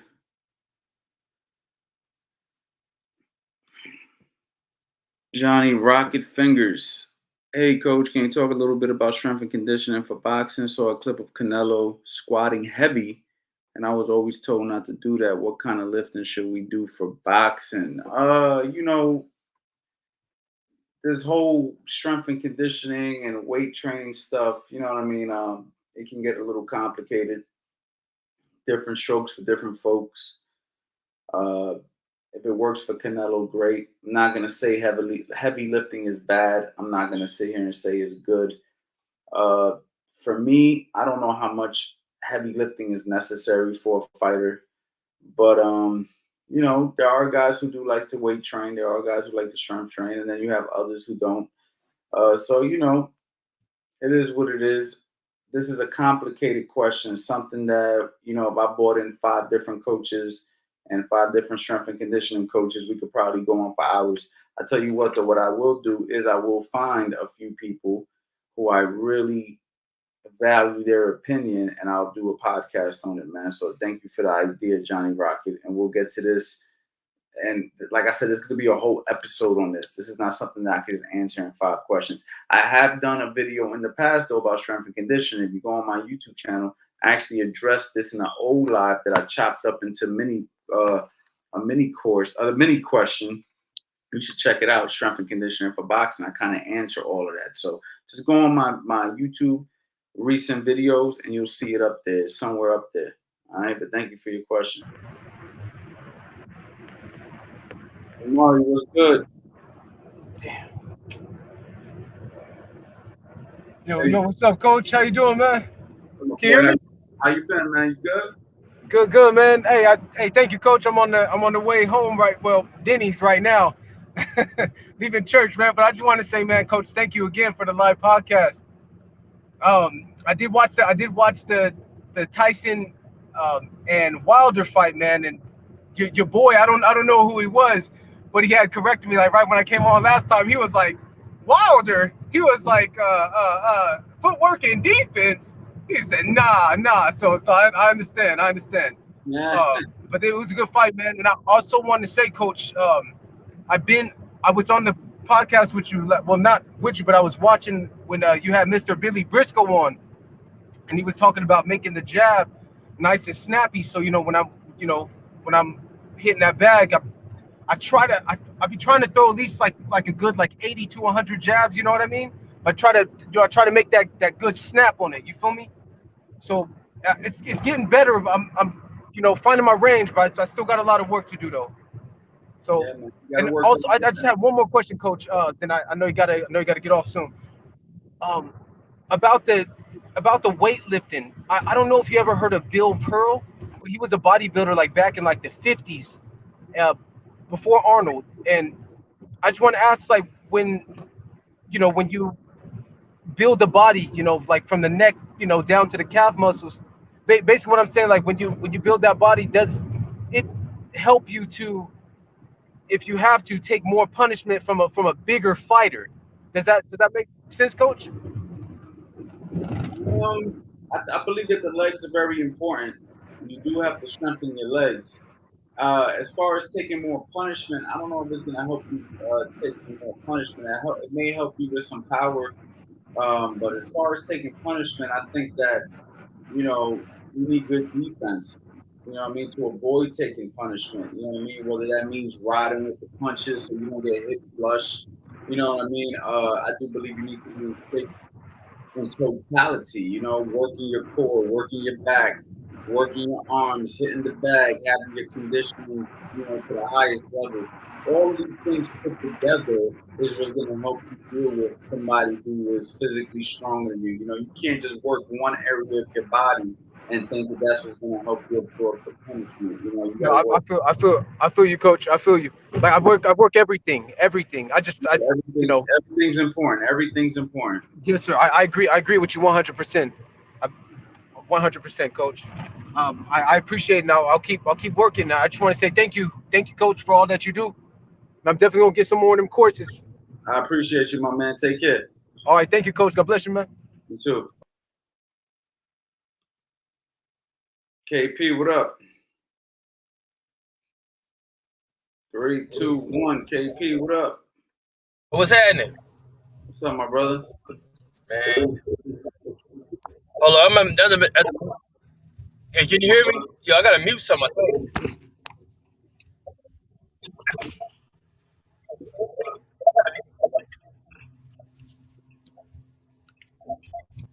Is it me or you? That's probably you, champ.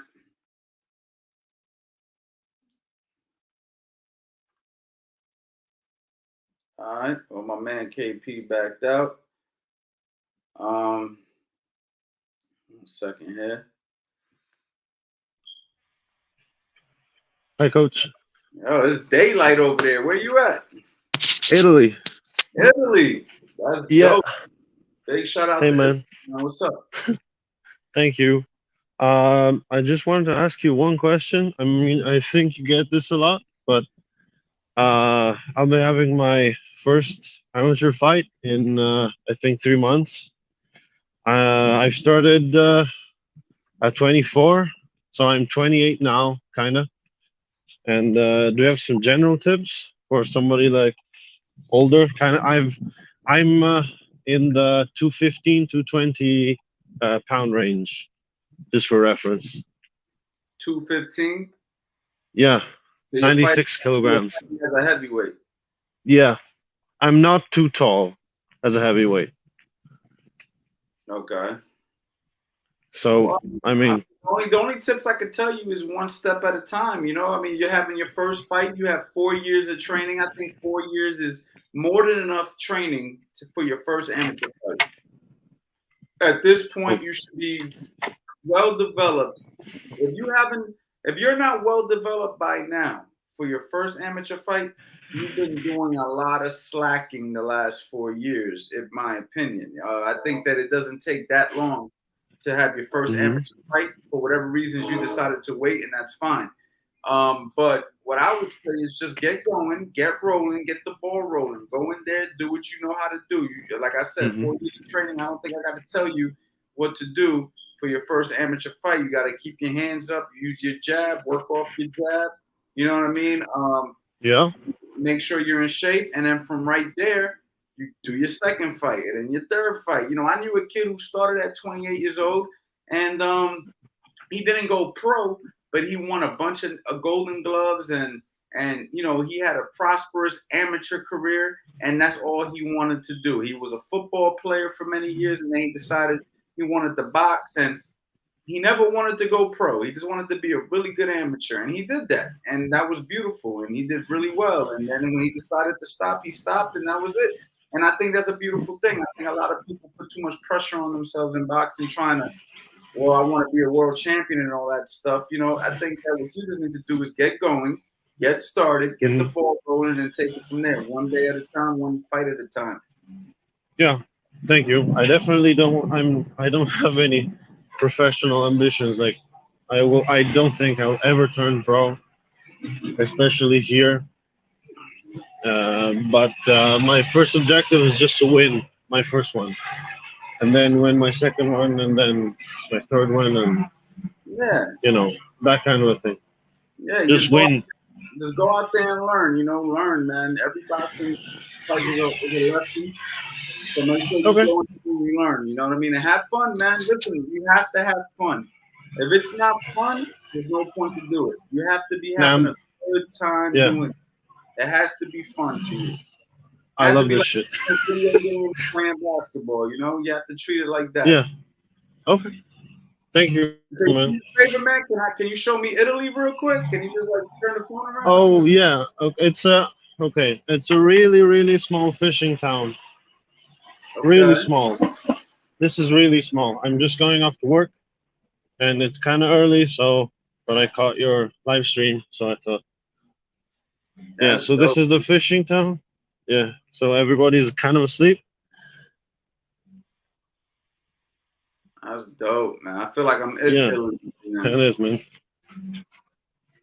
Yeah. Anyways, thank you, man. Thank you, Coach. Thank you for chiming in, Have a man. good one. Man, keep me posted on how everything turns out. Sure. Thank you, care. man. Have a good one. Sir.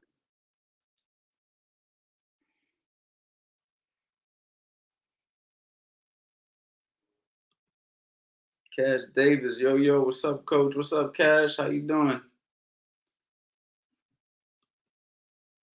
If you have any tips, son is 9, 3 fights. My question is on pull-up. He does about 50 a day. Does this hurt a fighter / young boxer? No, I don't think it hurts a fighter if he can do it.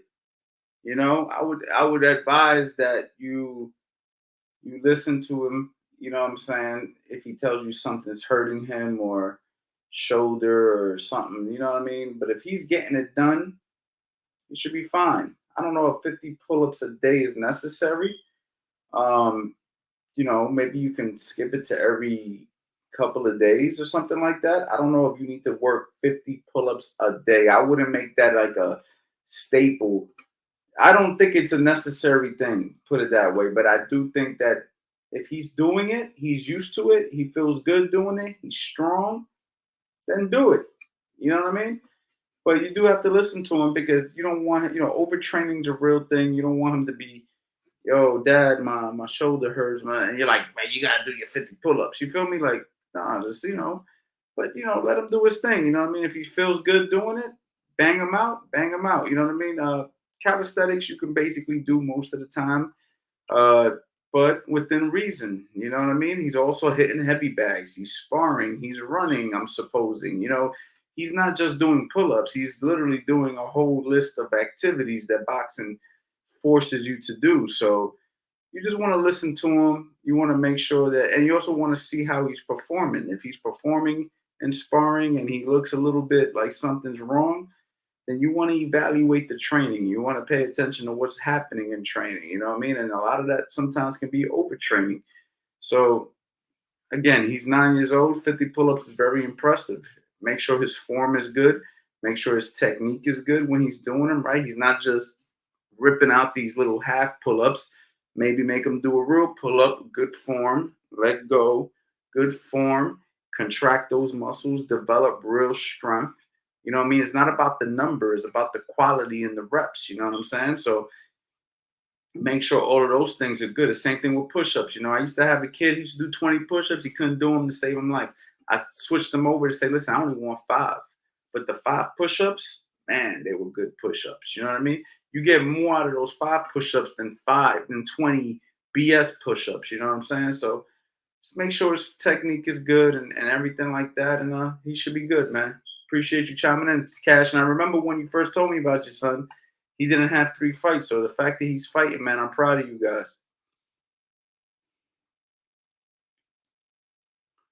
Coach, you international. Yep, that's a fact. I'm international, man. International ant. International ant, man. It's 1:43. I think I'm gonna stay on here till. Oh, I've been on here for 1 hour and 43 minutes. Probably gonna stay on here. I might as well rock out here for 2 hours even. I like even numbers. 2 hours even. So y'all keep them questions coming. If anybody else wants to pull up in here, we just had somebody from Italy pull up in here. Come chop it up, man. I'm gonna stay on here for 2 hours even. I plan on only coming on here for an hour. Turn out to be an hour and 44 minutes as we speak. But you know, I be having fun talking to you guys, man. You know what I mean? Sometimes it's just about coming up here, chopping it up, answering some questions. You know what I mean? And it's a lot of fun sometimes, man. Hopefully, you guys are taking advantage of the CA Power Hours. Really, this should be called the CA Power 2 Hour. But hopefully, you guys are taking advantage of that. Hopping on these courses if you ain't got them already. Let's see what my man right here is talking about. Drip said, any footwork techniques, coach? I'm 15 years old and I have been training for 3 months. I want to improve my defense and footwork. Any tips? You know, questions like this are very hard to answer when I don't know how you're boxing. You know what I'm saying? It's kind of hard when I don't know what you're doing. I gotta kind of see you, you know what I mean, in action for me to be able to be like, okay, well, let me give you a footwork tip. The main thing I could tell you is don't cross your feet. Don't bring your feet too wide. You know what I'm saying? Make sure when you're punching, you're stepping with your punches when you're going forward. You know what I mean? You know, incorporate your lateral movement, incorporate your shuffles and stuff when you need to. I can just give you the basic fundamental rule of thumb, but I can't answer you as far as giving you specific tips. Boxing has a lot of specifics, a lot of, you know, dealing with a person on an intimate level. Pause. You feel me? Like I literally have to see what's happening and then teach you based off what I'm seeing. If I just go ahead and say, yeah, let me give you 20 tips for footwork, that's good as a general idea. But in reality, for you specifically, I would have to actually see what's happening. So, you know, that's the only difficultness of the question that you're asking me. But the main things is don't cross your feet, don't bring your feet too wide, don't overly use your footwork, not necessary. You know what I mean? That's basically all I can say. And just make sure that, you know, you're incorporating your footwork in all your sessions. You know, you're not standing in one spot. You know, when you're hitting the mitts, if you're hitting the mitts, you know, you work the mitts, pop, pop, pop, and then you move to a new spot. Same thing with the bag. You get your combination off, you move your head, you move your feet, you go to a new spot, you start over. Basic stuff like that.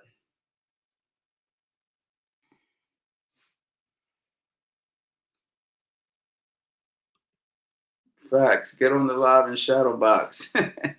Yeah, that's a fact. You know what? Let's do it. Let's do it. Drip. Hit that link. Get on the live and shadow box. Let me see you shadow box. I'll literally show you what it's like when I do a Zoom session with people. I'll literally do it right now with you. You know what I'm saying? On this live. I'll show you guys exactly what people used to pay me for. People still can. You can still get a Zoom. Go to the website, coachanthonyboxing.com, cop a Zoom.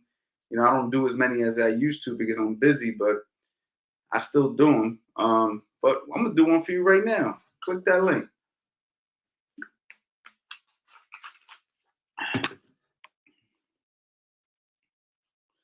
In the meantime, let's see what else people are talking about.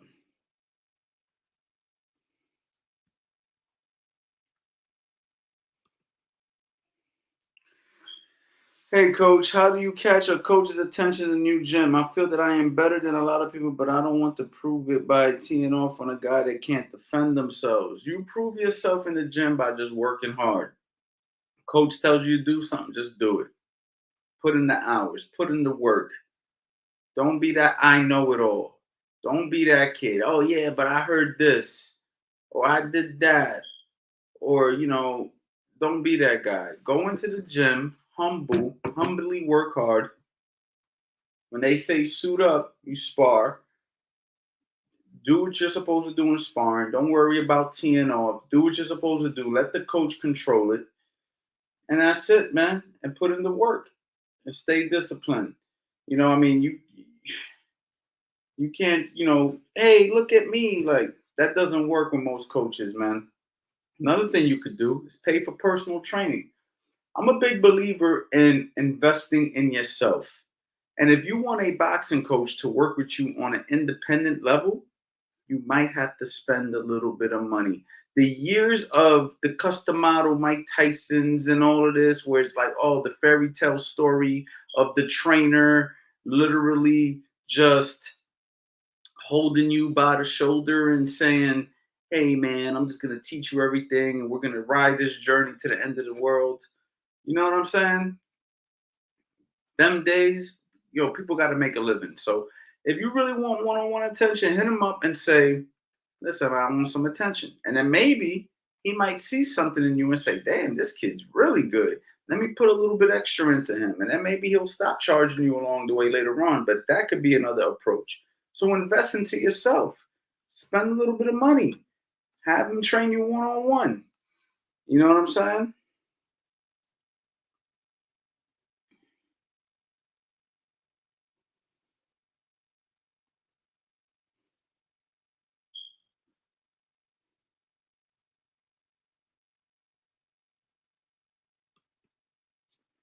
My man Brian said, "If I can entrap / set them up a knockout punch by planning it ahead, how far can I make it in the amateurs? My head movement is great.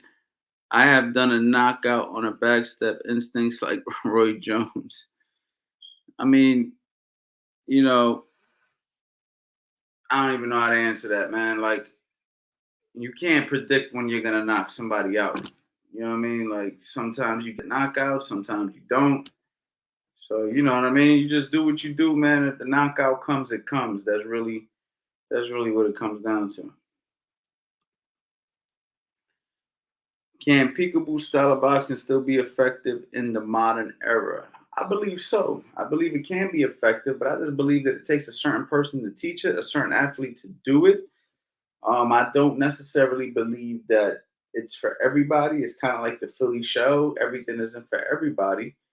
But there are some fundamental flaws of the peekaboo. I had this conversation with Billy Briscoe on here before. I've had this conversation with other people. When you're standing square and you're moving your head like a tick-tock motion, it's easy to time those type of guys with a jab. Now, if you're an anomaly like Mike Tyson and you have explosive head movement, speed, power, these type of things give you advantages that can make wrong right. Um, I think there's a reason why more guys aren't doing it anymore or doing it as much, and it's because there's other options, better ways, better things that can be done. You know what I mean? Not that it's not good, but there's better things that can be done for most people, for most of the population. You know what I mean? For others, there might be some people out there that the peekaboo is highly beneficial for. You know what I mean? So I just think it's a case by case. But you know, the fundamentals is key. Start there.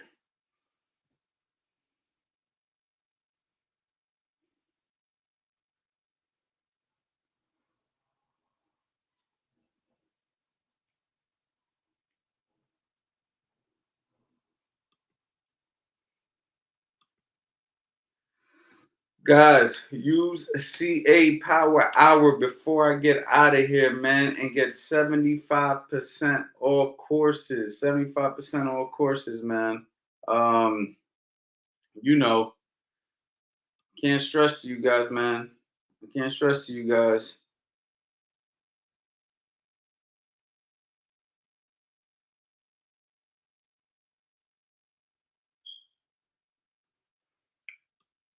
I'm gonna close it out. Oh, we got you back. We got Trayvon. You're back. Yeah, I came back. I was trying to see. Hey, I don't know if Boy was gonna come in and do his shadow boxing thing. I know I suggested this. So I was like, shoot, if he coming in, I come in and show. So Okay, all see right, what it's like. man. Show us what you got. All right, bet. All right. You see my legs from here? All right, let me You see move. me Let me from move. good? Yeah, hold on. I gotta move this banner. There you go. Go ahead, champ. Good. Right here, people. Right.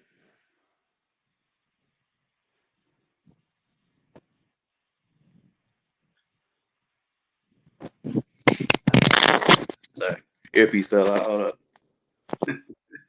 All right. Yeah, earpiece fell out. Earpiece fell out. All right.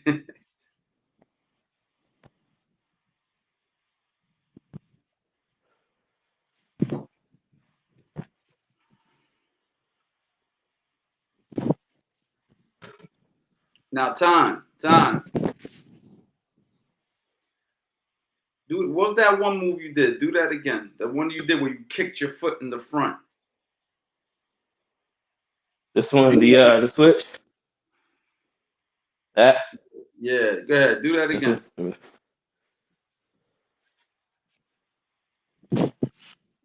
That one?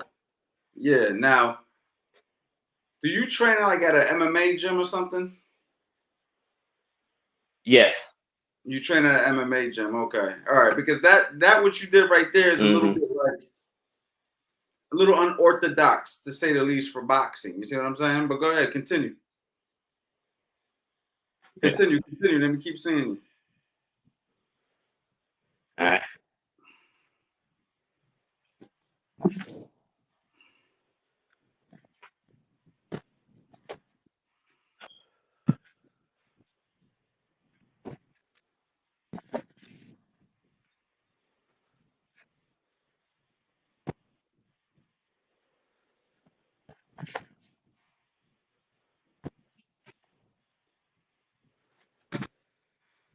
All right, time.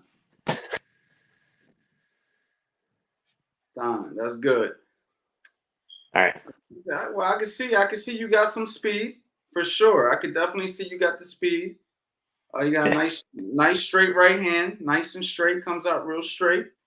There was a few things that you did that's a little bit unorthodox that, I would probably, that's something I would want to hear, like see a little bit more what your thoughts are on it. But it's a little bit, I could tell that whoever's training you, they got their own approach. They got their own thing that they like to do. But for the most part, man, you look nice and fast, nice and sharp. You know what I mean? I would focus a little bit more on your jab. It seemed like everything you did was a combination. Everything was a 1-2 or a 1-2-5 or whatever, or the switch. But try to go moments where you only work your jab, right? So maybe if I'm shadow boxing, I'm hop, bop, bop, bop. I'm working a lot of jabs, a lot of lead hands before I throw the cross. Because if every time the first thing I do is a 1-2, 1-2, 1-2, 1-2-5, whatever, it becomes a pattern, right? It becomes every time he throws the left, he's gonna throw the right. Every time he throws the left, he's gonna throw the right, and then he's gonna throw the left again, as opposed to going feint, jab, jab, jab, hook, jab, slip over, lead uppercut. Then I sneak the right hand in.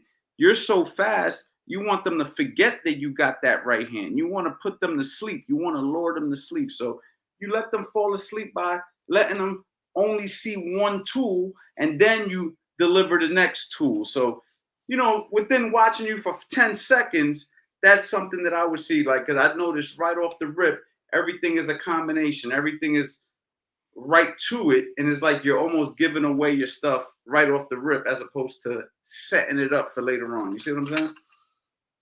I feel that. I feel like I have to exactly what you're saying right there right now is like I'm getting a little too predictable with some of my partners, but like I'm able to compensate for it just because I'm still faster, So it's remember when you train, remember this. It's not the competition level that you're sparring that you really want to compare yourself to. The competition level that you're sparring, that's your training partners. These are people who are helping you get prepared for real competition. So you don't want to compare yourself to those guys too much. I mean, it's always okay to compare yourself, amongst the people that you're training with. Like, I know that if I box this guy, I got to work this. I know if I work this, but whatever, that's fine. But remember, it's still just training. What you don't want to be the gym champion. We're not in this to be gym champions. We're in this to be competitors. So don't get too fallen in love with the fact that you're better than everybody in your gym, or the fact that you're faster than everybody in gym. That means nothing. You might go down to Compton one day or someplace in LA and bump into a joker that speed doesn't do nothing. And now you're like, oh shit, but everybody I beat up in the gym, it works. Why didn't it work here? You see what I'm saying? Your goal is to be at a higher level. We're not going to settle for gym champion. We're not going to settle for the best in the neighborhood. We're trying to be the best that we can be, on a grand scale. That's like me saying I'm the best boxing coach in this area. I'm not in it for that. You know what I'm saying? If I'm gonna try to be the best at something, I want to be the best in the world at it, and therefore I have to always remain humble and remind myself that there's more work to be done. There's more improvements that need to be made. Okay. Okay. What was the unorthodox things that you were talking about that you That were saying? that straight that with the stepping forward that you did was a little unorthodox because you put yourself, you're boxing and you just step in straight in like that with the punch like that. That's a little bit unorthodox because you're not staying in position. So some guys, I mean, I think I've seen some of that done in my life, but for the most part, a lot of high level boxers aren't stepping in, switching in that manner. With your speed, I can see how it may throw somebody off. Sometimes unorthodox is good. Unorthodox isn't always something that should be feel like, oh man, he doesn't, it's just different, I should say. It's something that, I wouldn't necessarily teach it that working for you. Hey man, stick with it. Okay. Because you talking about the switch, right? Correct. You talking about this one there? Yep. Yeah. Like the behind that, how that came to be was that I was actually like just like kind of sparring with people like out. That wasn't really. I was just like when I first started actually boxing and stuff, and I learned to switch. I was sparring with guys that wasn't necessarily from the gym, and they were just like oh, let's spar. They just kind of walked in. It was like being these type of guys. So like okay, I'll go with you. It's some chance to get some work, especially if this guy's coming in here and he thinks he's about to just take my head off. It's whatever. It is what it is at this point. Because I was kind of like young, just kind of like doing a thing. So the jab this came from like I found like when I was like hitting it on the bag, it had a lot more power to it. And then when I stepped here, I was offline. It's like it's meant to be thrown as someone's throwing a jab at me. So I go, they throw the jab, I slip to the outside, land it. It's like a nice little power punch. It's like snaps the head back. The land if it hits good, whether it's to the head or to the body, right? Do it. Then from here, I like kind of stepped back to this side here. 'Cause, like they're going out. They just got fucking rocked. So it could be overhand or just another straight. Like bring it back. And that's how that kind of like two good powerful punches to like almost like to like respect my punches type deal is where I came from. Okay. All right, brother. That's for that. Go ahead. Go ahead. I'm listening. Go ahead. Oh no, that was. Oh no, that was it. That was it. Well, yeah. So like I said, it's unorthodox. It's not very commonly practiced that way. So I like look, man. If you like it, do your thing. Do your thing. You know what I mean? If that's how you feel. You know what I mean? Then do your thing. Just for me, I just feel that if I want to get my head off the line and I want to get the straight left hand off the way you're getting the straight left hand off, if somebody's throwing a jab at me and I want to land the straight left hand the way you did, you took the left hand and you went back and threw this straight left hand. For me, I would simply just slip the jab and throw my jab at the same time. So now that jab is going over my shoulder as I drive in with my jab. So I don't have to get out of position in order to land the same straight shot. So for me, I would throw a slip as I'm jabbing at the same time, similar to if I'm jabbing to the body, I would just slip throw the jab to the head. Someone's throwing a cross, I can slip throw the cross at the same time. I'm still in position in my normal boxing stance. When you take the step back, you are now in a southpaw position. So for me, it's a little unorthodox, but when you have good speed and that's what you like, I'm not gonna sit here and try to change how you do things. You know what I'm saying? I just wanted to see what you're doing and give you my two takes on it, man. You look like you got some nice speed, man. Keep working, my man. Thank you. I appreciate it. All right, Trevor. Thank you, my man. My man Trev, my man Trevin, boy, that boy ain't camera shy. He came on here. He came on here. He showed his skills. My man Trevin in the building. Big shout out to you, Trevor, man. Keep working, man. Anybody who's out here trying to learn the game, you know what I'm saying? I salute you. Listen, we all, he got his own coaches. They're doing things his way. I do things my way, man. So it's all good. My man Shamar said, sir, listen to coach, get ready, and then practice what coach is saying. Coach, you just encourage that man. Look, like I said, Shamari, I have my own way of doing things. You know what I'm saying? My stuff has been proven to work. Other people have their way of doing things. I'm not going to sit here and have a debate over this at this moment, especially at 2:05 in the morning. Got that CA logo, 2:05 in the morning. And you're damn right I'm not going to encourage him because I want him to keep working. I want him to keep practicing. And, boxing life's a journey, man. And we're going to find ourselves throughout the journey. We're going to find ourselves. We're going to make mistakes. We're going to learn from them. And then hopefully, see, the key is to learn from your mistakes. So if you're out here doing something that, listen, the journey is meant to be, done for a reason. So everybody's going to have their own learning curve. Everybody's going to have their own journey. And not everybody's going to think the same. Not everybody's going to fight the same. So, the journey is fun, man. Enjoy the journey. You know what I mean? Enjoy the journey. Coach Anthony, I'm in my 40s, been in car accident fights, drinking related hits, want to learn proper self-defense without taking any more damage. What do you recommend? Hold on. How do I let me reread this. Coach Anthony, I'm in my 40s, been in car accident fights. Not sure what that means. I guess you got into a car accident and then got into a fight. Drinking related hits. So are you drinking and driving, or are they drinking and driving? I want to learn proper self-defense without taking more damage. What do you recommend? This is a very complex question because I'm not quite sure what you meant by some of it. But listen, learning self-defense without taking more damage, go to a boxing gym and learn how to box. You know what I mean? That's one way, under the guidance of a professional, you know what I'm saying, who knows how to teach. And hopefully you can learn that way.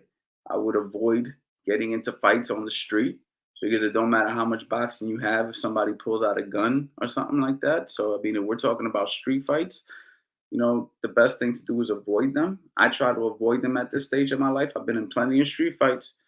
I try not to get in them anymore. I avoid them nowadays if I can. I prefer to get home safely. All right, that's the goal. The best fights are the ones you don't have to have. You know what I mean?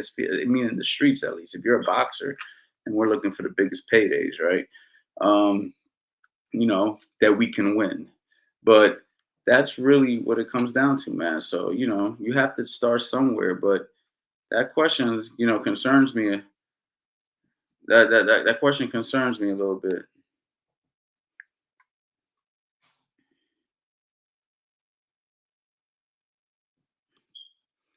Hi, coach. As a beginner, after learning individual concepts, punching, footwork, head movement, etc., do you have any tips on putting it all together, being fluid and creative? I think that comes naturally. That's the natural progression of learning all the fundamentals. I'm dropping Build You from the Ground Up 1.0, and you're going to see the natural progression of how I build somebody, right? So it's going to be me teaching you step by step how to throw a jab, cross hook, etc., stepping forward, back, whatever, moving on to the next thing, moving on to the combos that I like to teach, and then building a guy like that. And hopefully, if you never boxed before and you take that journey with me, you're going to see how you naturally progress. This becomes something that just happens naturally, but you have to go through the process. It comes with learning the jab, learning the cross, learning all these things. You learn the 1-2, you learn the 1-2-3. Next thing you know, you're ba ba ba. You know what I mean? You learn how to roll your head. Whoop. You learn how to roll your head. Whoop. Next thing you know, you're ba ba ba, roll, wah wah wah, roll. You know what I mean? You're learning all these techniques, and you're learning it, and then you just start practicing it, and the next thing you know, everything's just happening for you. It just happens. How does that happen? I don't know. I tell people all the time, one day you're gonna be boxing and you're gonna forget how you learned. You're just gonna be like, man, I just woke up one day and I just was able to do everything. You know what I mean? I don't remember the day. I just remember that one day I was hitting the bag and it was just flowing, and I was sparring and it was just working. And it's the natural progression of the training, but you do have to go through all those processes. But guys, it is 2:09. I said I was, well, 2:09. It's not 2:09. Actually, damn, it is 2:09. Okay. I said that I was only going to be on here for 2 hours. I've been on here for 2 hours and 10 minutes. So on here a little bit longer than I said I would. Again, the CA Power Hour is available. Go ahead and snatch that. And I want to say thank you to everybody who pulled up, man. This was random. This was not planned. I just decided to do this, some last minute stuff. And I decided to do it, and y'all pulled up, man. So I appreciate you guys. Go ahead, jump on a course. Okay, I'm gonna leave it on here. So if you guys are watching this at any point, even after the stream, that said will be right there for you for watching that stream. Okay, until I cut it off, of course. And that's it, man. And I just want to say thank you, man. You already know.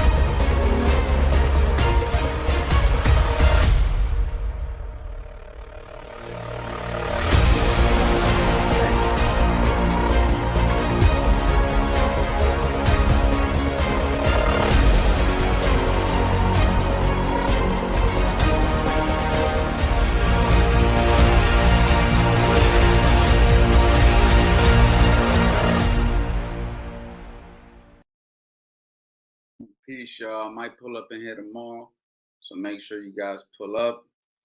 You know what I mean? So I don't know, but be on the lookout, man. My man said you the truth, man. Thank you so much, man. See y'all later.